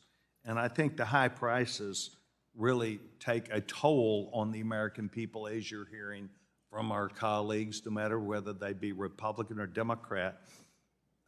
Page 7 of your report, you don't have to go focus on it, it says, while current services, core service price inflation has been slowing, but remains elevated. It does. Labor costs, as you know, and energy costs are a driver to your monetary policy. The question that I have is, because you began referencing policy, 2 weeks ago or so, the president announced that he was going to slow down the gifting of opportunities in Texas for natural gas to be able to continue the exploration. And this in Texas is a $1 trillion answer problem to us, because if we do not constantly go find through these new finds, but also through the permitting process, we're in trouble. But we're also putting in trouble our contracts that we have with Germany and a lot of other countries. This is going to mean also that business in America continues to have high prices because, as you know, wages are already high and now energy is high. There's no resiliency to continue this and see the American people win. You talked about policy, so what's your advice to policy about energy and what this administration is doing on a policy perspective? We have, broad, significant, important responsibilities, but we're really not responsible for energy policy, and we try to avoid commenting on. But it has a huge impact on this report. It arbitrarily keeps prices high. It arbitrarily means that business is not, while they're making money, and while households, people do buy that, it's diminishing their long-term advantages to make progress. So you're just going to leave that alone? Really not appropriate for us to comment. If I'm not commenting what on they do. energy policy, I should comment on everything. Well, we have a yeah, mandate that's- which is maximum employment and price stability. We take decisions by the legislature and by the administration as a given. We're not in charge of second guessing them. It's just not our job. Okay, well, all right, let's say we're not going to second guess them. I will. What do you want I him to believe do? that the energy policies that this president and the Democratic Party have supported are Political, causing of a course. huge boom in prices staying high. They will not come down. A boom in attacking the energy industry, jobs that are associated with it, our foreign policy, as it relates to contracts that we have signed with foreign countries, giving up the natural gas market almost entirely on a world market to Qatar. He doesn't want to say anything. It Review. has a huge impact on whether we are going to keep prices high or control these prices. It has a huge impact on, I think, your monetary report about how many houses get built, how many jobs get filled, whether we have jobs in place, whether we continue to have more jobs available than workers that are there. How long is he talking, guys? Regulation is having a lot to do with the nervousness, not only on this panel, but also by the American people. It would be my hope that you would pass some sort of a memo and tell them you have no opinion, but you want them to see what the impact is. I want to thank you for being here. Thank you, Mr. Inflation. Chairman. I yield back my time. Oil makes a ton of money in inflation. Connecticut, Mr. Heim is recognized for 5 minutes. Thank you, Mr. Chairman, and Chairman Powell, thanks for being with us today. I have a question, but I want to start by acknowledging, not celebrating, but acknowledging what has been a really remarkable soft landing in our economy. And I'm not celebrating because the American people, consumers, are still feeling the effects of high prices. Wages haven't caught up with prices in some instances. But I think that it would be fair to say that observers would never have predicted the conduct of this economy. What's You actually yourself going said on. it in the Happy final trading, everyone. Thanks for press coming by, conference of Ken. 2023 I when you totally said understand. A very high proportion of forecasters predicted very weak growth or a recession. Not only did that not happen, we actually had a very strong year. So I want to acknowledge that and acknowledge your commitment to independent monetary policy. And because I'm still burdened with this idea that truth and facts matter, I want to point out, especially having listened to my good friend Mr. Sessions talk about the energy market, truth and facts matter. We are producing more oil and natural gas today than any other country on the planet. We are the world's #1 energy producer. I could spend my entire 5 minutes sort of pointing out facts. The fact I want to point out here, and this comes right out of the report, is that the premise that inflation is Joe Biden's fault, is fiscal policy's fault, first is faulty because half the fiscal stimulus that occurred in the face of the pandemic happened under the previous president, Donald Trump, and it has faded. And this report makes the case. Core, and I quote from it, core goods prices have been declining as supply bottlenecks ease and import price inflation falls. So, Mr. Chairman, I don't want you to comment on that because it gets a little bit political, but I do think it's important that we keep some Political in foot it. on the plane of facts. I do want to ask you a question, though, Mr. Chairman, because I always worry about risks that we see and risks that we don't see. And I want to use the remainder of my time to talk about a risk you're very conscious of, which is the overhang in the commercial real estate market. As you know, the Financial Stability Oversight Council identified commercial real estate as perhaps the most salient risk to the financial system, $6 trillion roughly in loans, half of that on bank balance sheets. In a 60 Minutes interview a few weeks ago, you characterized distress in the commercial real estate market as sizable but manageable. Do you still feel like that risk This is actually a really good manageable? question. Do you feel like you've got the visibility and the transparency and the tools to address it?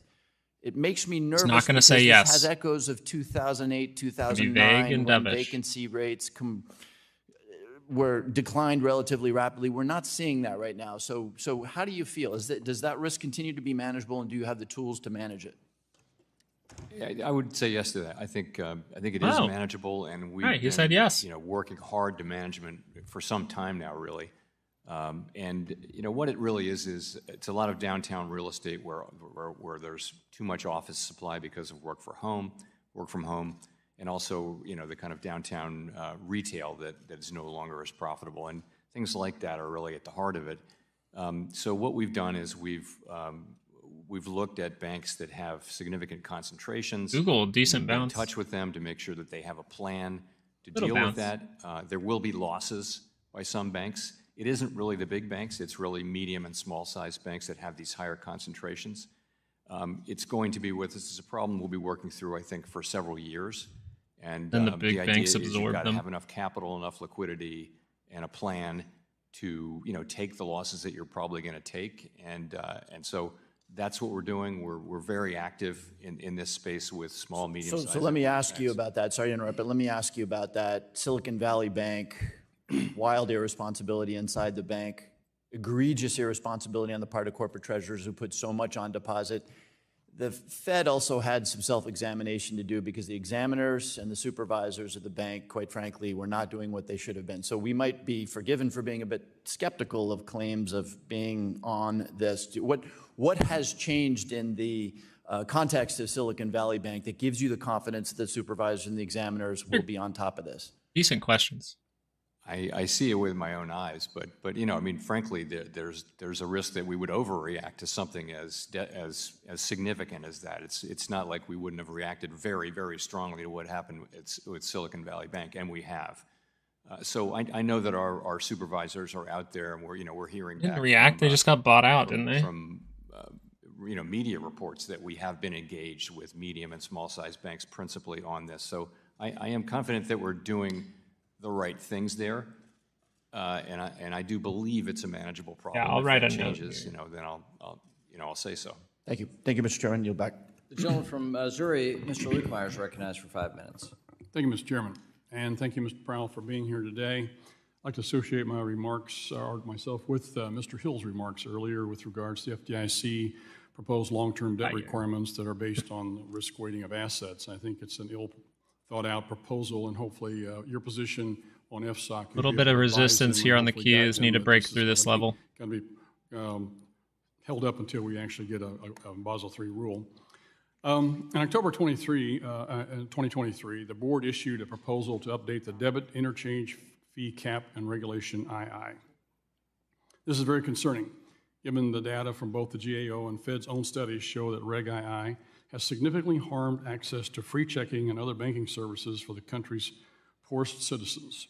Yesterday, I introduced the Secure Payments Act, which would prohibit final rulemaking until the Fed, among other things, studies the impact of the board's proposed rule, completes a quantitative impact analysis specifically as it relates to affordable banking services for low-income Americans, and reports those findings to Congress. I understand the Fed we'll have to see if it happens. You're facing litigation, but I urge the board to proceed with extreme caution with any type of price control proposals, especially since the first iteration was so clearly harmful.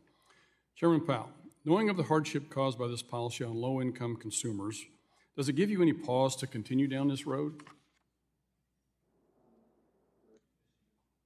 As you know, this rule is out for comment. We extended the comment period to May 12, so we don't have all the comments yet. We'll evaluate them carefully and couldn't agree more. Make an assessment. I mean, the law does assign us a specific job, which is to assess whether an interchange fee received by a large debit issuer for processing a debit card transaction is reasonable and proportional to issuer costs. This is the obligation that Congress has bestowed upon us. Not something we thought we sought, but that's our obligation under the law, and we don't know what else to do than to keep doing it for as long as that's our assignment. That's all we think we're doing, but I think that the concerns that have been raised will be things that we...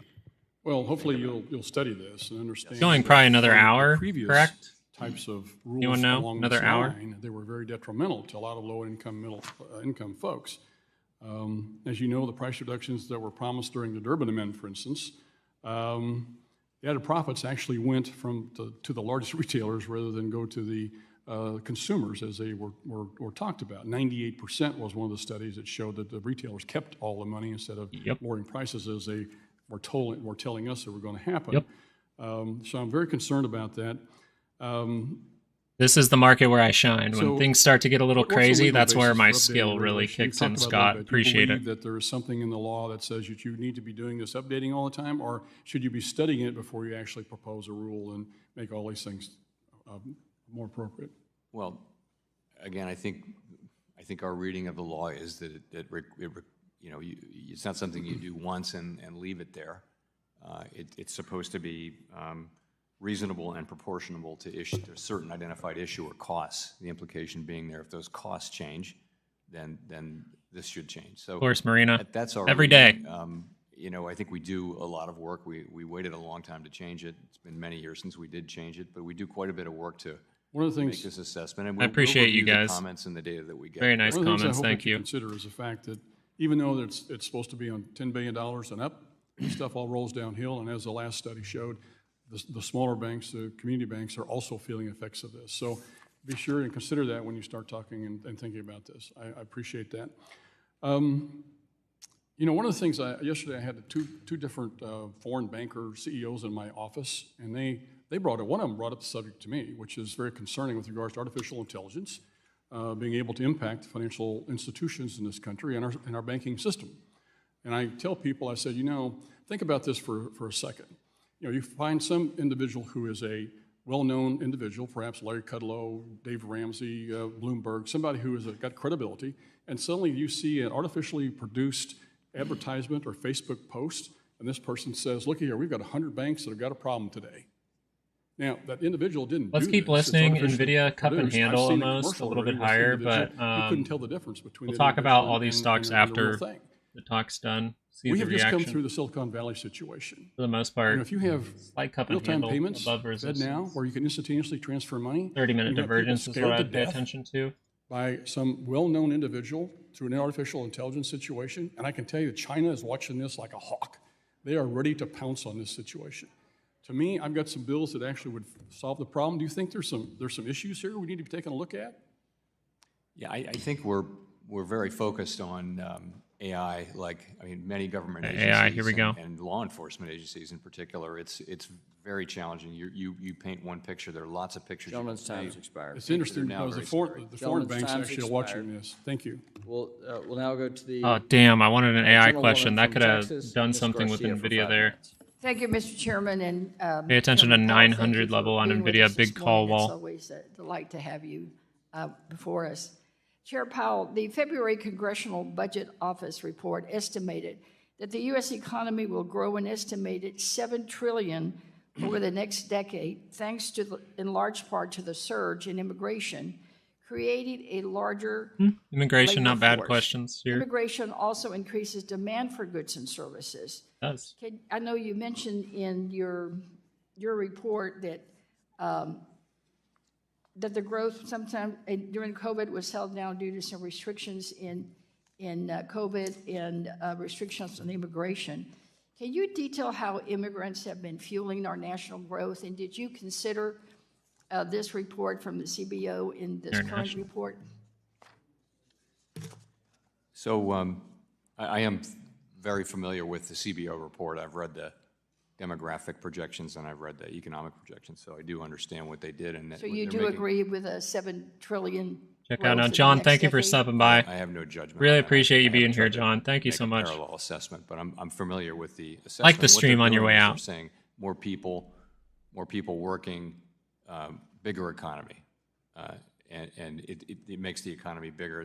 It's just arithmetic. If you say that if you add a couple million people to an economy, and a percentage of them will work, then there will be more output, and that's what they're showing.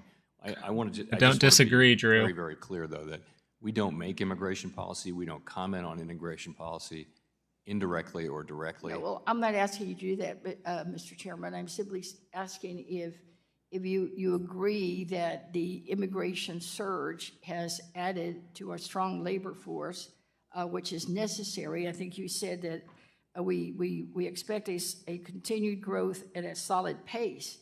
So to be able to continue on a solid pace, then we need that labor force. Wouldn't you agree? Well, so need last year we got illegal immigration big increase in workers, and it came from two sources. One was participation increased from people who were already here, and in addition, we got a significant increase in immigration, and many of those people take part in the working economy, and so there was a big increase in labor supply. That will have increased output. It will have made more people. It will have all kinds of economic effects. I'm just reporting the facts there. Right. I'm not going to say anything is needed for the future or good policy, or indirectly or directly, but I mean, I think it's just reporting the facts to say that immigration and labor force participation both contributed to the very strong economic output growth that we had last year. Right. Is it possible for the Fed to conduct a formal assessment into the positive impact immigrants have on our economy and report back to Congress? Not really, no. I think that's a job for the political. CBO. We don't that's precisely what the Congressional Budget Office does, not what we do. All right, but the other question that you've not addressed is, did you consider the CBO's assessment that the growth in the next 10 years would be $7 trillion and about $1 trillion in added revenues? Was that considered in this report? Because that was the February report, and this, I believe, is through February 29th. So I think that the answer to your question is 10-year growth projections by CBO don't have big implications. They don't have any implications really for the current stance of monetary policy. But I will say that the immigration that we saw was a notable factor of the 2023 and 2024 economic outcomes. And I'm going to keep listening. I'm just going to use the restroom real quick, guys. Be right back. Policy and the path of Still listening. Okay. Well, thank you for that. And related to that, I know that the last time that you were here, you and I talked about diversity and diversity and inclusion efforts, both at the Fed and I. Oh, thank God, I'm leaving for this part. Well, applauded the president for his appointment of Dr. Adriana Kubler. I expect to visit with her this week. What other strategies and programs are you using in the Fed, not only in here, but in all the branches to ensure that there is diversity and inclusion? So in terms of intake of people, when we go to hire when the reserve banks go to hire a new president, those processes are very focused on having a diverse applicant pool, and you see the results of that more and more over the years. That happens. We don't have any role in appointments of governors, so that's not our job. The administration does that. In terms of, I'll just say internally, we're very focused on having an open and inclusive place to work, and also in hiring, we work hard to have diverse. Gentlelady's time has expired. The gentleman from Michigan, Mr. Heising, is now recognized for 5 minutes. Chairman Powell, good to see you in person. Mr. Chairman, I've got to make a comment here. It's stunning to me that equating an underground economy, which is very different and not a healthy alternative to the regular economy, and basing that on an illegal workforce that's not legally able to work, ultimately will fail. That is not a strategy to my colleagues on the other side. So just ask any farmer who's going to then have a regulator come in and fine them for employing people who are not legally allowed to be here in the country. That is one of their greatest fears. So that's just a fallacy of growth within this economy that is not sustainable. Chair Powell, last fall I sent Vice Chairman Barr a letter expressing my concern over the cumulative impact pending rulemakings governing products and services will have on consumers. This morning, there's been a fair amount of time spent on Basel III, but among the agencies, and here I'm including Fed, FDIC, OCC, CFPB, and the number of pending or final rules is frankly just staggering. Regulators last year finalized new rules for the Community Reinvestment Act. The Fed is also looking at Reg II, which in my opinion would unintentionally undermine recent significant progress in bringing low and moderate income consumers into the mainstream banking system.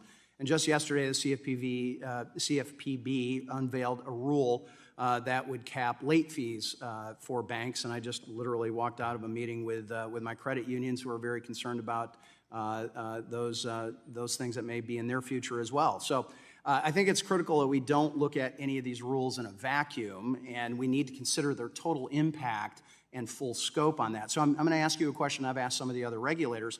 How much do you, as the Fed, and you personally, consult with other agencies on their own rulemaking agenda? This guy calling out immigration was great right there, by the way. He's spot on. I don't lead that area of our business, but I know there's a lot of talking. Coordination, I'm not sure there is coordination. We're in government. There's always a lot of talking. I'm concerned about the coordinating. All right, well, let me ask you this way. When a rule is finalized under another regulator, are you mandated or have any kind of policy to go back and look at your other pending rules under your purview and see if changes need to be made because of these other agencies' rule makings? There's no mandate like that. I think where it made sense to do that, though, we would do it. But you genuinely have some sort of review of that. It's conscious. I don't think there is a formal review. Okay. No. I've heard repeatedly that elements of Basel III overlap with the Fed's annual stress tests. What are you going to do to address that overlap? So we're in the middle of just at the beginning, actually, of deciding what to do about Basel III. And part of I like that idea, may Drew. be That'd the be funny. interaction with the stress test. So I haven't got anything for you on that today, but that's certainly an issue that presents itself. We'd like to continue that conversation. I do want to touch on the bank failures of last year very quickly. Do you think that the banks that ultimately needed the government bailout lacked sufficient capital, or was it more of a management problem? So with Silicon Valley Bank, it wasn't really. Could they have used more capital? I mean, they were actually raising capital. It was a capital raise that they announced that triggered the run and everything. So you can argue that it needed more capital, but I wouldn't say that that was the proximate cause. Really, it was a funding structure that was all about too much concentration of Well, many of us are, I'm asking the question because many of us are very concerned that those failures are being used as an excuse to raise capital standards across the board. And because the SEC just released its climate disclosure rule this morning, I'm going to touch on the climate-related question for you. FSOC, the FSOC chair has repeatedly stated that climate change is, quote, an existential threat. Presumably a threat that is existential affects banks and financial institutions of all sizes. Why then have FSOC member regulatory agencies, including the Fed, limited their guidance on climate-related risks only to large financial institutions? Why not everybody? Well, it's a new thing, and we are not. It's a heck of a new thing. Yes, we're not climate change policymakers. It's this is Either something that is the needs SEC, to be handled by elected representatives, and so we're starting this very carefully with large institutions who are already doing it, by the way. The things that we're doing, they're doing this because to remain active internationally, they have to be doing it. So we started with them because they understand it. Imposing it on smaller banks, it's not something I'm for. Yep. Gentleman's time has expired. We'll be following up on the Taylor rule. So. The gentlelady from Michigan is recognized for 5 minutes. Ms. Tlaib. Thank you so much, Chairman. Thank you, Chair Powell, for being here. Do you agree with the April Federal Reserve report that compensation incentives contributed to Silicon Valley's bank failure? I'm sorry, did I didn't... So the April Federal Reserve report, it said that compensation incentives contributed to the Silicon Valley Bank's failure. Do you agree with that? I would say it's at best a tertiary factor, but it probably had something to do with it. For me, not a major. So that's no? That's very small. Okay, so it did. Okay. So do you agree the appropriate rules on incentive compensation could have reduced the likelihood of Silicon Valley's failure? Maybe. If they didn't take all that money. I really don't think so. I mean, So if they didn't take all that money? I don't think it's a first-order question for Silicon Valley. A lot went wrong there. Yeah. Incentive comp would be. They actually blame way you down the guys. list. They blame the oversight, even though they didn't respond to your That's part of it. correspondences. We took our medicine. Yeah. Do you think it also has something to do with the fact that Section 956 of the Dodd-Frank rule hasn't been finalized by you? Sid, I compare the think two. it's the reason? I don't really overlay them, but I You don't think it's compare the because two. people Yeah. make money off of the failure? I think nothing. You don't think money drove them to do what they did? I didn't say that. JC, What I that's said, a demerit. There are lots So of. they made money from it. They actually, it was a lottery I do for not them, right? think that incentive compensation arrangements were at the heart of the Silicon Valley Bank failure. No. Okay. Do you support a robust rulemaking for executive compensation, Chairman? I know that the. Oh, you don't? Waiting for the next This trap. is, 5+. Do you support robust rulemaking for executive compensation? Do you believe in Section 956? Section 956 is the law. As I understand it, the agencies are looking at doing something. It's been 12 or 13 years, right? Yeah, And multiple nothing agencies. has happened. Yeah. It's been hard to get it done. I lived through the last episodes of trying to get it done. So do you believe in a robust rulemaking believe- process for executive compensation? I do, yeah. Oh, great. Oh, that's awesome. Will you commit to helping finalize the Dodd-Frank section of 956 this year? I wouldn't It's been say 12 years, Chairman. Yeah, no, I want. It played a role in the bank failure, Chairman. If I can answer, what I would like to do is So you don't want to do it this year? I mean, I'm being serious. Yeah. You're saying no. If the member will allow the witness to answer the question, we've had a good day today, and the gentleman's trying to answer the question. I would like to understand the problem we're solving, and then I would like to see a proposal that addresses that problem. Okay. Do you believe people should profit off of bank failure? The executives that made those decisions? No, not the They should not executives. profit. Well, I would say Well, executives who are responsible for a failed bank should not profit from the failure. Absolutely not. So they She's get to rude, walk away but with fair question. compensation based on their failure. Well, you're asking, It's are you true, it asking about a different rule that would have clawback and things like that? Yeah. Yeah, so that's something I know Awkward. you've been looking at for a while. Yeah. That's certainly an appropriate thing to look at. Yeah, because it's just going to continue to happen, is my Down opinion. with It doesn't have to capital. be yours, but it sure the heck could have helped Yeah, I know. here if they knew they were going to walk away, if they could walk away with not the bonuses, the compensation. I mean, they made money, a significant amount of money for their bank failure. Last I mean, they question, got Chair bought out, Powell. right? Do you believe that the impacts of climate change pose a risk? Have you been talking about that more? I certainly believe that climate change is real and poses All right, climate risks change is over the stupid. longer term. Her last question was So not there that have been bad. some that say, higher interest rates it actually makes it more difficult to build out the renewable energy projects and other investments required to prevent climate impacts. Do you believe that to be true? Climate question. It's not our. I believe that we need to do our job that you've assigned us, which is maximum Exactly. employment He has and price nothing to stability. do We with do it through climate interest rates. change. It's not our job to consider the effect on Political climate change puppet. of that, and I think any effect on climate change of that. First would be question I'm okay with, kind though. of minuscule. Okay. Last question, Chair Powell. Who do you see as the major winners and losers from high interest rates in terms of income groups, age groups, and racial Bad or question. other demographics? So the point of high interest Okay, rates in the current demographics. environment is to bring inflation under control. The people who are hurt the most by inflation, as you know, Lower are income. people who are on a fixed income, who right away are in trouble when the cost of transportation, food, energy, and when those things go up, they don't have financial resources to deal with it. Have you And looked we're at the- accountable to provide price stability to the American people. Those people benefit the most over time from stable prices. Gentlelady's time's expired. We'll go to the gentlelady. Yeah, that's all right. from Keep it Missouri, civil Ms. in the Wagner, for chat, 5 guys. I But thank you, Mr. Chairman, and totally I thank understand you, both Chair Powell, for opinions. your service. I want to associate myself with the Most comments of my politicians, colleague, I'd have Mr. to Hines. agree with the review. I am concerned about banks' commercial real estate exposure, and But she asked an and okay I question. do hope that the Fed is doing everything it can to ensure that the exposure that these banks have will continue to be, in your words, manageable, because this is a looming crisis out there, given the workplace changes and dynamics.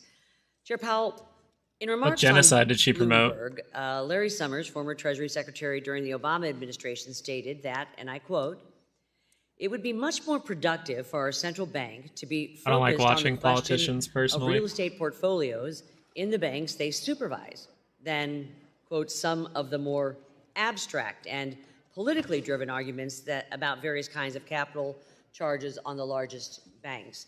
Do you agree, sir, that it would be more productive for Fed supervisors and regulators to keep their eye on the ball, in this case, commercial real estate and other real estate investments? I absolutely think we need to keep our eye on the ball on commercial real estate. And I think Commercial we're real doing estate is what I think will I crash hope the market. so. According to your semi-annual report, the median of members on your Monetary Policy Committee estimate that your target overnight interest rate will average 4.1% in 2024. Does that mean that the median number of members anticipate that you will be cutting interest rates sometime this year by as much or more than a full percentage point? No, it doesn't mean that. Actually, the Summary of Economic Projections showed a median of, this is in the December FOMC, so this is now 3 months old, showed 3 rate cuts this year. So that would be 75 basis points, 3/4 of 1 percentage point. You were quoting the next year's number, so you would add that on. That was through 2025, I believe.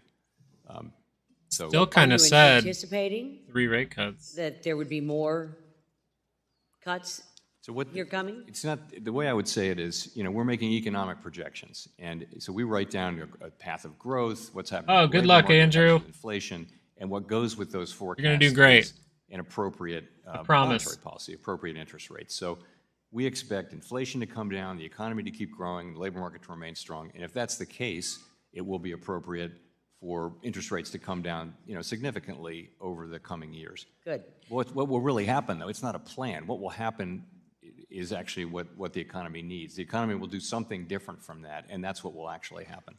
Chairman Powell, 15 members of Congress, including myself, Ranking Member Sherman, Chairman Barr, and Ranking Member Foster, sent a letter to the prudential regulators regarding the impact that Basel will have on U.S. capital markets activities. The letter highlighted critical areas of our U.S. markets, including securities underwriting, securitization, and derivatives that will be severely impacted by the Basel proposal. Buy breaking This through was that cup also and a handle common looking like theme it's going to play represented out. Look for that gap throughout fill the somewhere around comment file 512. Yeah. on the Basel proposal, over 95%. Resistance could come in of right them. above it. Considering that 75% of financing in the U.S. is done through our capital markets, which are the deepest and most liquid in the world, why would the Fed continue to pursue this flawed proposal instead of re-proposing a rule that would not have such a drastic impact on the U.S. economy? Well, in fact, the capital markets concerns you raised are among those that I raised myself in our open board meeting when we put this out for comment. You said you wanted broad support, and obviously there is dissent among some of your governors, the FDIC, others. So how are we coming on this, and how are we we're working our way through the comments, and we're coming to the point where it'll be appropriate for us to begin to evaluate what changes are appropriate. I've said I think those changes will be broad and material, and that's where that is. But we haven't made any decisions yet. We just got the comments. In my role as chairman of the Capital Markets Subcommittee, I have seen SEC Chair Gensler push the envelope in terms of rules and regulations that go well beyond the congressional mandate, even encroaching on the jurisdiction of other financial regulators. What is the Fed's response to another agency encroaching on its jurisdiction? We do not comment on other agencies' regulation. However, if they were actually, to take your hypothetical at face value, if they were to come into our jurisdiction. Oh, it's more than a hypothetical. And we would react. Good. Well, I hope you do. I yield back. We would react. We would do this. We would. For 5 minutes. When is we Thank you, are? Mr. Chairman, right here. Hi. Hi. Thank you for being here, Chairman Powell. Property insurance rates are becoming prohibitively expensive or inaccessible for homeowners and developers in my community. The FSOC's annual report identifies property insurance rates as an increasing risk, and I recently raised this issue with Secretary Yellen. Is the Fed monitoring the rising cost of insurance and its impact on macroeconomic?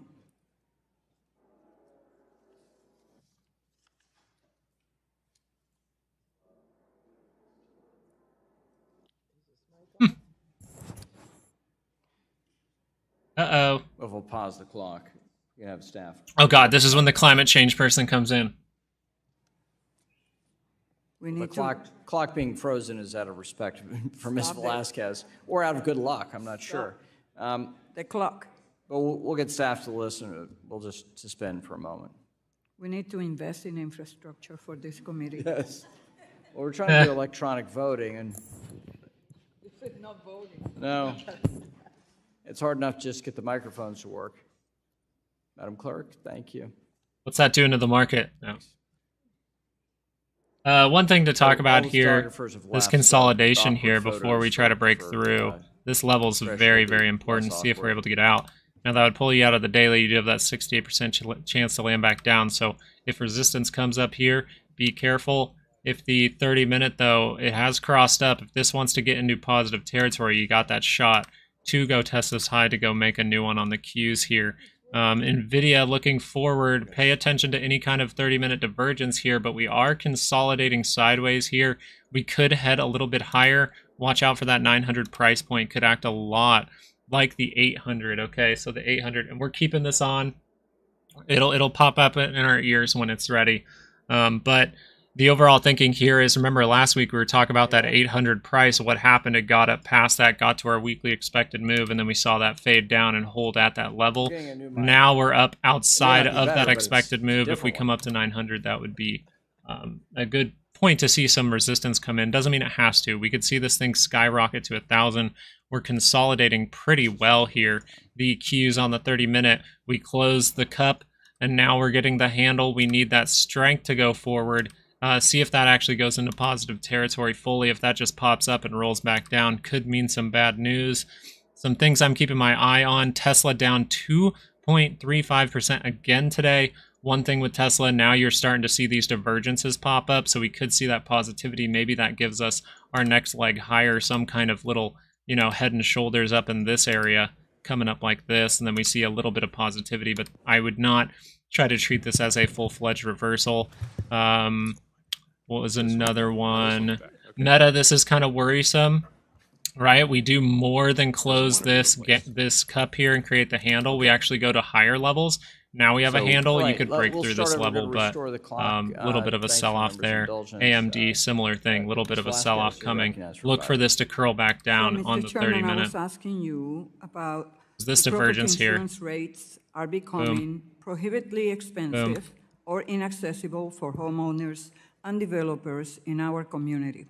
The SOX annual report identifies property insurance rates as could be a pullback in AMD risk. soon, and but it could go up to 217 first. Secretary Yellen. Is the Fed monitoring the rising I'll keep an eye on it on my left. And its Let me impact change on this to the macroeconomics? keys again. So yes, we are very much aware of increases in insurance, including property insurance. You have potential for double been top adding here. meaningfully Still could be a trap, but to inflation. see if it's able to break not through. Something we have any control or authority over. Same is true of auto insurance. They're just insurance generally prices have gone up a lot. So when we talk about the lack of affordability when it comes to housing, the insurance, the rising cost of insurance is an important factor that is affecting the availability of affordable housing in our communities. And I hope that AMD consolidating in a wedge formation discussions here on the 5-minute. on the Fed, because it is an increasing risk and it's going to have a direct impact on our economy. Chairman Powell, I know you spoke with Chairman McHenry a little bit on inflation and interest rates. Can you explain what evidence you're looking for before inflation has returned to 2% and interest rates can be cut?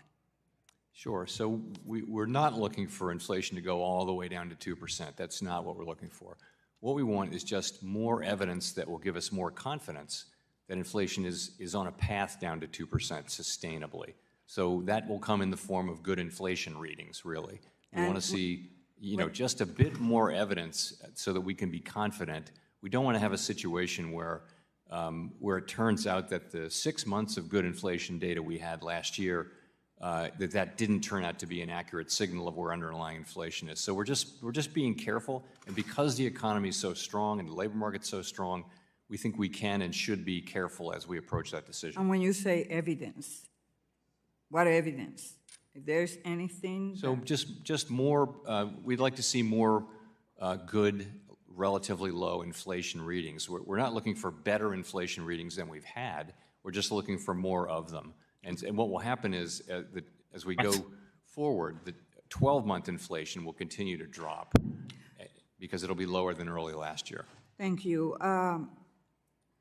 Mr. Chairman, I would like to pick up on where Mr. Lee left off and reiterate the importance of the rulemaking on Section 956. This is an issue that I also raised with Vice Chair Barr, 200, Chairman Edward. Greenberg, Acting Comptroller Sue, and I told them when they came Thank you, before JC. this Thanks for committee stopping by. that I will be asking for a status update on the rulemaking at every future hearing because it's well past time, 12, 13, 14 years. If you are employed in a company and you are given a task, I will think Five, that you five. will be fired if you don't get it done, and it has 5, taken 12, 12 22 for long the gap years. fill. So you are the chairman of the Fed. How is the Fed working with other agencies to propose the rule? 5, 12, 28. There's a lot going on in regulation at the Fed right now. My understanding on 956 is that there have been discussions between the regulatory agencies, and I think it's not 3, I think it's more like 6 agencies that have to agree. I know. I have not seen a proposal. I think something is under consideration, but it's not something that's gotten to me yet. See. I will ask the next time, and believe me, I'll be here. Great. Thank you. Gentleman yields back. Gentleman from Kentucky, Mr. Barr, is now recognized for 5 minutes. Mr. Chairman, good to see you. You have said numerous times that the capital framework is about right and that banks are well capitalized. Do you still believe this? I do. Given that you believe that, and given the fact that the Basel III Endgame proposal dramatically increases capital requirements on banks, would a reproposal that implemented Basel III in a capital neutral way, could it do so without jeopardizing financial stability? Could. I mean, hypothetically, yeah. Okay. According to Latham and Watkins, 97% of the comment letters either opposed, called for a reproposal, or expressed substantial concerns about the Basel III Endgame proposal. And those negative comments came from across the ideological spectrum and from various interests. Without objection, I would ask the chair to include that report into the record. Without objection, I'd ask the chair to include that report. Without objection. Thank you. And Mr. Chairman, did you see that report? I did. Does that concern you, that 97% of the comments were negative? So we didn't do our own count, so I can't make an assessment, but I would say it's unlike anything I've seen.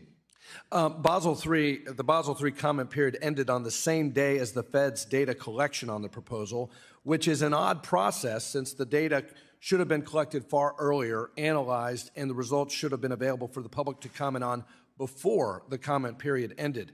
Why did the Federal Reserve choose to do a quantitative impact study during the comment period for the proposal, foreclosing any ability by the public to comment on the results of the study? Well, I mean, the movie's not over. We are where we are, and Vice Chair Barr did commit to putting the QIS out for comment. We will receive those comments, and those comments will be taken into consideration as we think about the path ahead. Well, speaking of process, you've Run got out. your Thank you excellent guys for general coming counsel by. right behind you there. And I don't want to get into privilege here, but Uno. have the lawyers at the Fed raised any process concerns or Administrative Procedure Act issues with the board? Let me just All say right, let's that pay attention. We're committed to doing I'll check on my left screen here for you, transparent Pando. reasonable and data-based rulemaking in compliance with the Administrative Procedure Act. Well, of course, giving the public the ability to comment on the quantitative data that has been provided obviously is consistent with good process. Crossing on the daily MACD below the 200, Governors be Bowman careful. and Waller, Vice Chair Hill, and Director Best I can say McKernan for that all one. dissented on the proposal, and Vice Short Chair time frames, Jefferson you can see a slight expressed bounce. concerns with it during his statement. Below the 200 Under your now. tenure as chair, can you identify any other regulatory proposal which has elicited this much dissent? No. Have you in the past acknowledged in front of this committee that you will not move forward with proposals without consensus? Or you have acknowledged that in the past, and we appreciate that commitment to consensus. Have you achieved consensus yet on the Basel proposal? Let me say I am confident that we will, but that's a process that as I mentioned, we're evaluating the comments. We're just coming to the place where we're going to start talking about the path ahead. And I am confident that we'll achieve very broad support on the board. Mr. Chairman, do you agree that the heterogeneity and business model diversity within the banking sector contributes to system-wide financial stability? I strongly do. And do you agree that a concentrated business model in the banking sector would present a potentially systemic risk? Potentially, yeah. And this is one of my major concerns with the proposal, Mr. Chairman, because by de facto repealing regulatory tailoring, subjecting Category 3 and 4 regional banks to one-size-fits-all standards that currently only apply to large GSIBs, discouraging securitization, which is the private sector solution for dispersing risk, eliminating the use of internal risk models and transitioning the industry and regulators toward only a standardized framework actually would push the industry into a smaller and more concentrated looking industry, and as a result would, in my view, actually increase systemic risk and decrease market competition. Do you share that concern? I think it's a real concern. And again, I think that's part of what goes into my thinking, certainly, about the proposal and where it needs to go. Well, given all of these concerns, we hope that you can commit to reproposing the Basel III endgame, and we might be about to strongly urge test you that level. Take that into consideration. With that, Got the Mr. cup and Chairman, handle, our we got gentleman the from small Massachusetts, handle in Mr. there, now we Lynch, got a is smaller recognized for 5 handle. minutes. We can see this. Good morning, Mr. Chairman. Welcome. See what Good to happens see over you the again. next question. I want to go a little deeper into the commercial real estate issue. and the Ooh, good potential question impact for on where we're regional at right now. banks. This morning, Scott if it's Rector, good. who's a member of the New York Fed Board of Directors, released a white paper on CNBC this morning describing the trillions of dollars in commercial real estate loans that will come due over the next couple of years. He described it as a, quote, slow-moving train wreck, close quote, and for our regional banks. He went on to predict that it will force a little over 500 banks, thereabouts, to either fail or consolidate. He also described what he termed as a doom loop where, similar to Silicon Valley Bank, when people lose confidence, when depositors lose confidence in the bank, they pull their money out and we end up in a bad situation. Now, I don't believe everything that I read or hear, but in Congress we do tend to repeat it. And I just wanted to get a sense from you. I am seeing in my own city of Boston, we've got 20% vacancy rates in office space. We rely on that for a lot of the tax revenues for the city. But I'm just wondering your thoughts on that issue. Is there a systemic concern here, or is this isolated? Pretty good question for right now, especially where the price might is at. lowering the interest rates help some of those banks? Because I hear from my developers in our area that no one's lending. So, yeah, crack at it? Sure. So I haven't seen that report, so I can't comment on it, but I can comment on commercial real estate. So we've had a secular change in the economy, which has left office rentals in many places, office buildings. The demand for them is significantly lower, at least temporarily and perhaps for a long time.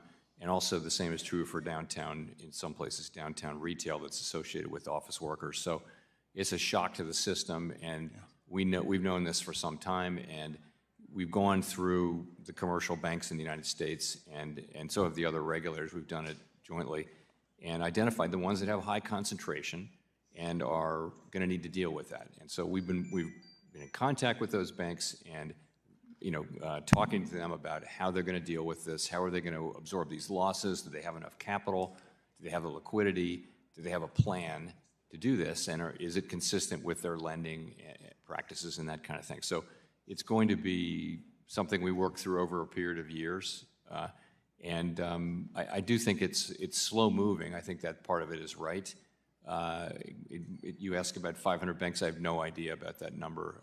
But certainly there would be some banks, probably smaller ones, that have these high concentrations. It's not the very large banks. It's really a manageable thing at the large banks. So I think that's what it's going to be, and it's a serious problem, and more serious in some locations and jurisdictions and with some banks than others. But it's one we'll be working through. And I think that's how I would think about it. Small to medium banks, he senses some danger there. Silicon Valley Bank situation, Signature, the money moves so quickly in those cases. It was instantaneous now. The velocity of money moving out of those banks really, I think, in some ways contributed to their failures. Are we looking at anything technologically that might be able to address some of that or mitigate it? Sure. So we also, after Silicon Valley Bank, we got in contact with and worked with financial institutions that had high concentrations of uninsured deposits. And so, and many of them have greatly improved their liquidity position. So that's the thing that we're working on. Okay. As you probably know, we're also working on some liquidity rules which will strengthen our framework of liquidity rules. But that's something we haven't proposed yet. Let me ask you something off topic. Uh-oh. So we know that Russia has about $300 billion in U.S. We've frozen assets, Russian assets of about $300 billion between U.S. and European banks. You want to comment on that? What I'd like to see is us give that to Ukraine, to be honest with you. Oh, I know God. that's a very simplistic Why idea. do we want to give money to but Ukraine I'm just so wondering bad? if there's any historic example that we could look to if Congress has We're to so take the in debt, necessary like- steps to redirect that money to Ukraine so they can feed their people and fight that war. This whole area of sanctions and foreign assets and things like that is really controlled and directed by the administration, by the elected branch of government. All we are is just a technical seat around, in the back row to help. We don't make those decisions, and I wouldn't comment. I know you're big on history. I was just wondering if there was any examples. Usually it out there depends that on how it might ends. provide guidance to us. Gentleman's time's expired. We have structure to go Gentleman from higher, Texas, Mr. though. Williams, now recognized for 5 minutes. Mr. Chairman, thank you for being here. When I'm back in my district in Texas, I'm constantly hearing concerns surrounding the fundamentally flawed Basel. save We talked democracy, at length about that today, endgame proposal. These concerns are not only coming from my banking industry, but also from farmers, ranchers, small business owners who are concerned about how this proposal will impact the ability to access capital in the future. And to all of us, did it not raise alarms? And we've heard about the 97% today of public comments on this proposal, and they all came out negative. And Americans across all sectors are worried about the disastrous implications that will follow this proposal and have tried to make that known to banking regulators who continue to ignore them. It is time for federal regulators to take these concerns seriously and, quite frankly, just, I believe, start over. So I urge you and your colleagues to rethink the misguided policy and do what is best for American people, small business, Main Street America, and withdraw the Basel III proposal. Now, Chairman Powell, given the concerns raised by financial institutions, again, farmers, ranchers, et cetera, and other communities across the country, can you elaborate on how the Federal Reserve is responding to and addressing these comments that are mostly negative and request modification, delay, or complete withdrawal of the proposal of Basel? Yes, I will. So we're in the process of reviewing the comments. They were quite voluminous. They were very detailed, a lot of data, a lot of analysis, and that's just what we wanted. So we've got those, and now it's a lot. It's hundreds of them, and we're going through them, and we're just at the point where we're about to begin then turning to the question of what changes should we make to the proposal. We haven't made any decisions. We haven't really gotten to that stage yet, but we're getting, remember, we only got the comments less than 2 months ago, so it's just we're at that stage. So we're looking at it. As I mentioned, my own view is that there will be material and broad changes to the proposal as we go forward, and we haven't really made decisions yet, though. It's just a little bit early for that. Of course you haven't. You're looking at it. The VIX, look for that to roll over into negative proposal, territory on the which would require banks to 15-minute, issue guys. enough That long-term could debt be to a cover sign capital we're going to losses. bounce. Now, Congress worked A little bit to higher. pass legislation requiring the tailoring of regulations to the size of a financial institution. This is meant to protect banks of all sizes and allow for families and Google with a businesses in triple my divergence. district to have options to meet their lending needs. So the 15 minutes. Fed's long-term debt proposal would undo any sort of regulatory tailoring and puts into place a new long-term debt issuance requirements on regional banks, which require these banks to issue long-term debt both at the parent holding company level and the IDI Technically, level. we live in a These regional republic. banks will face increased costs when they are already facing towering regulatory burdens from this administration, and those are the banks. This could be the Q's we do moment. business with. So, Mr. Chairman, do you believe that I'll this check proposal SPY as rule well. goes Someone against the mentioned requirements of SPY. S2155, the Economic Growth, Regulatory Relief, and Consumer Protection Act, and will I've you broken commit to through that exploring handle. this issue further with your colleagues?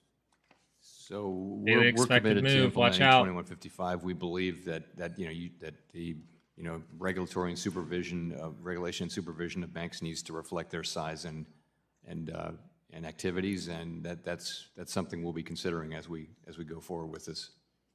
Okay.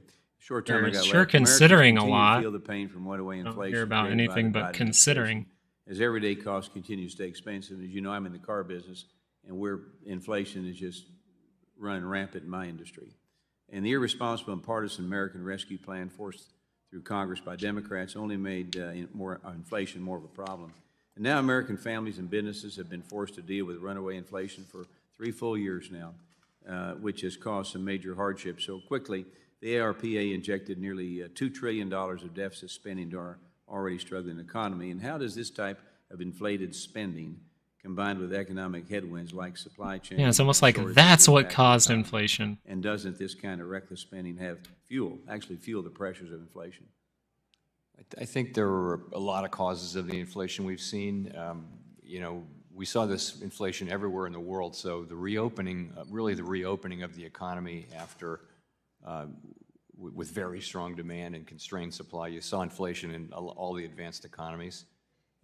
It was a little sharper here at the beginning. I think there's a role for monetary policy in that. There's a role for fiscal policy. There's a role for the pandemic, a starring role for the pandemic.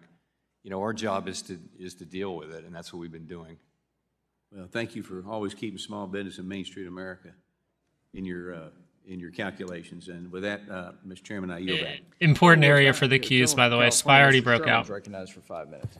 Mr. Chairman, I want to thank you for recognizing in your opening statement the importance of immigrants in keeping costs down. And I want to thank you and the administration for what has been an excellent 2023 economic report. We've got 3.1% economic growth, by far the best in the developed world. Headline inflation, 2.4%.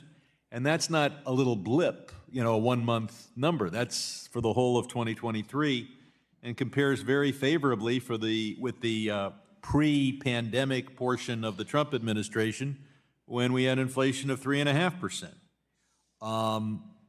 My goal here is to convince you to cut more and sooner because for a number of reasons.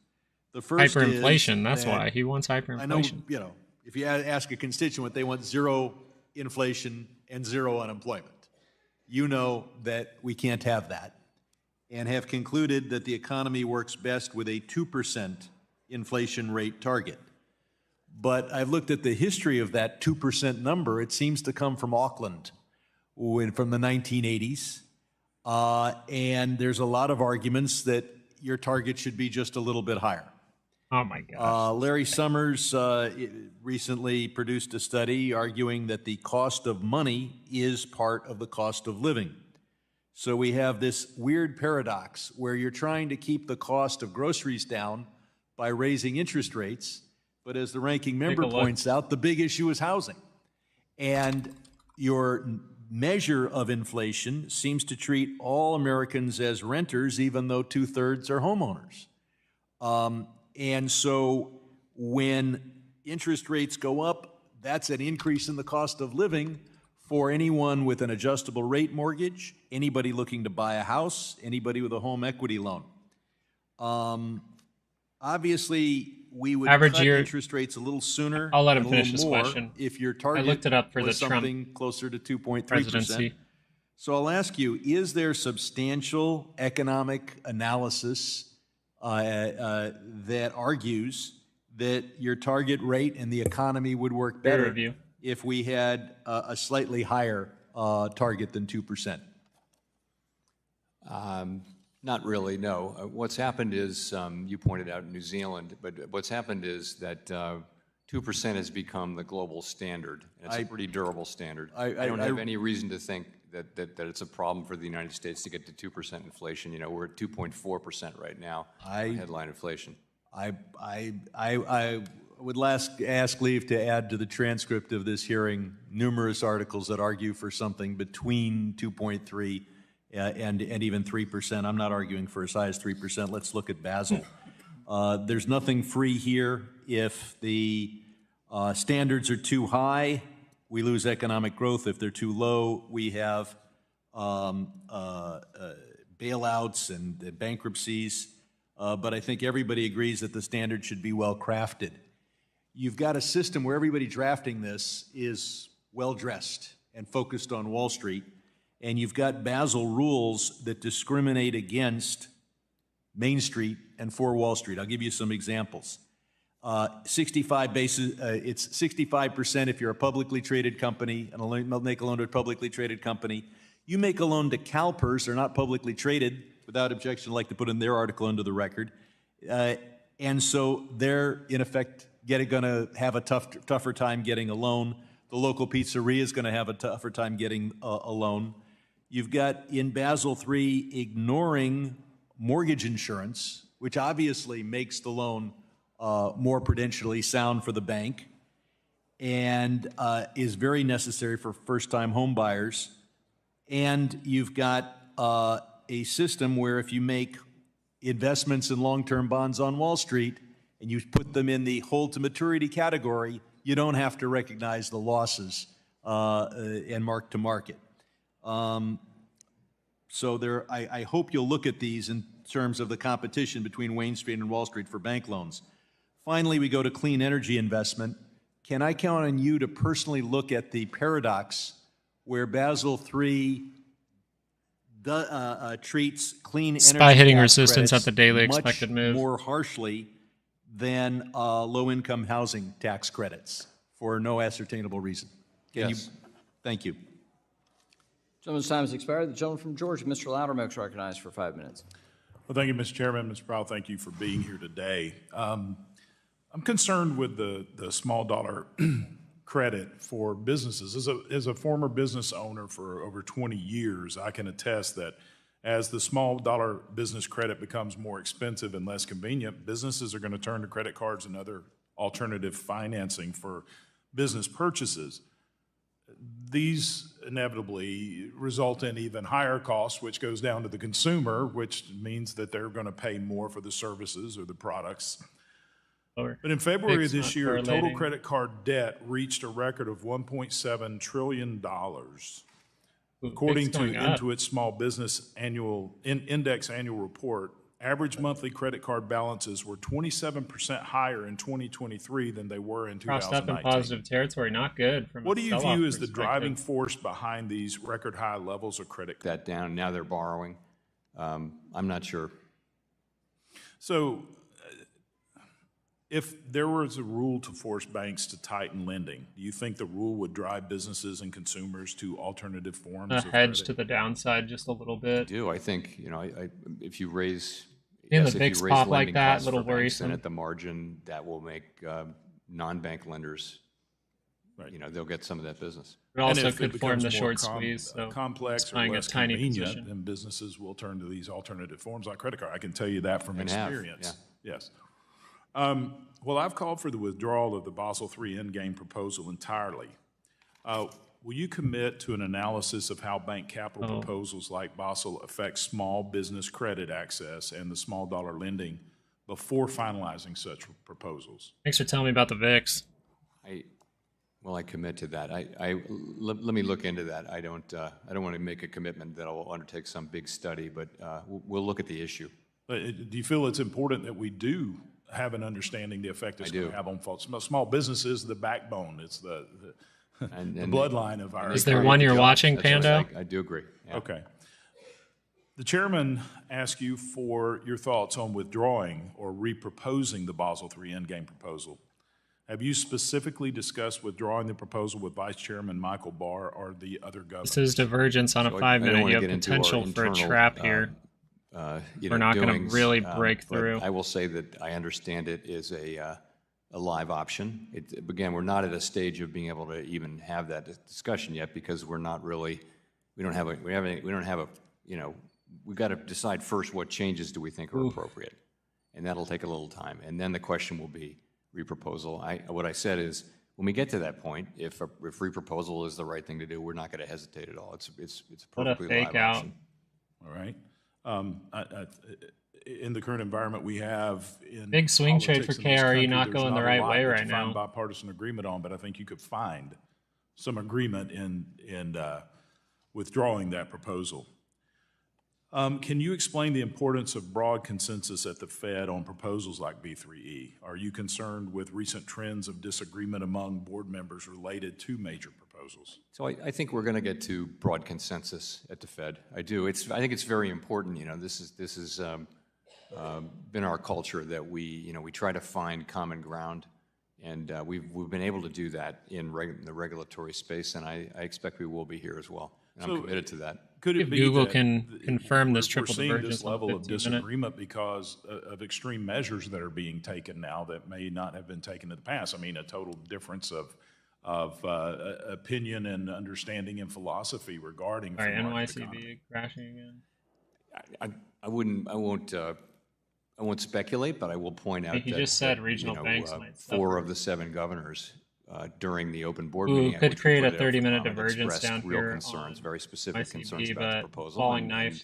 and said we would look at the comments when they came in, and that's what we're doing. All right. Do you feel that they have validity in their concerns? I was one of the 4, so yes. With the few seconds I have remaining, there's a recent report of FinCEN working with financial institutions to query legal purchases made Good luck, by Raven. American citizens. Has the Federal Reserve been instructed within the past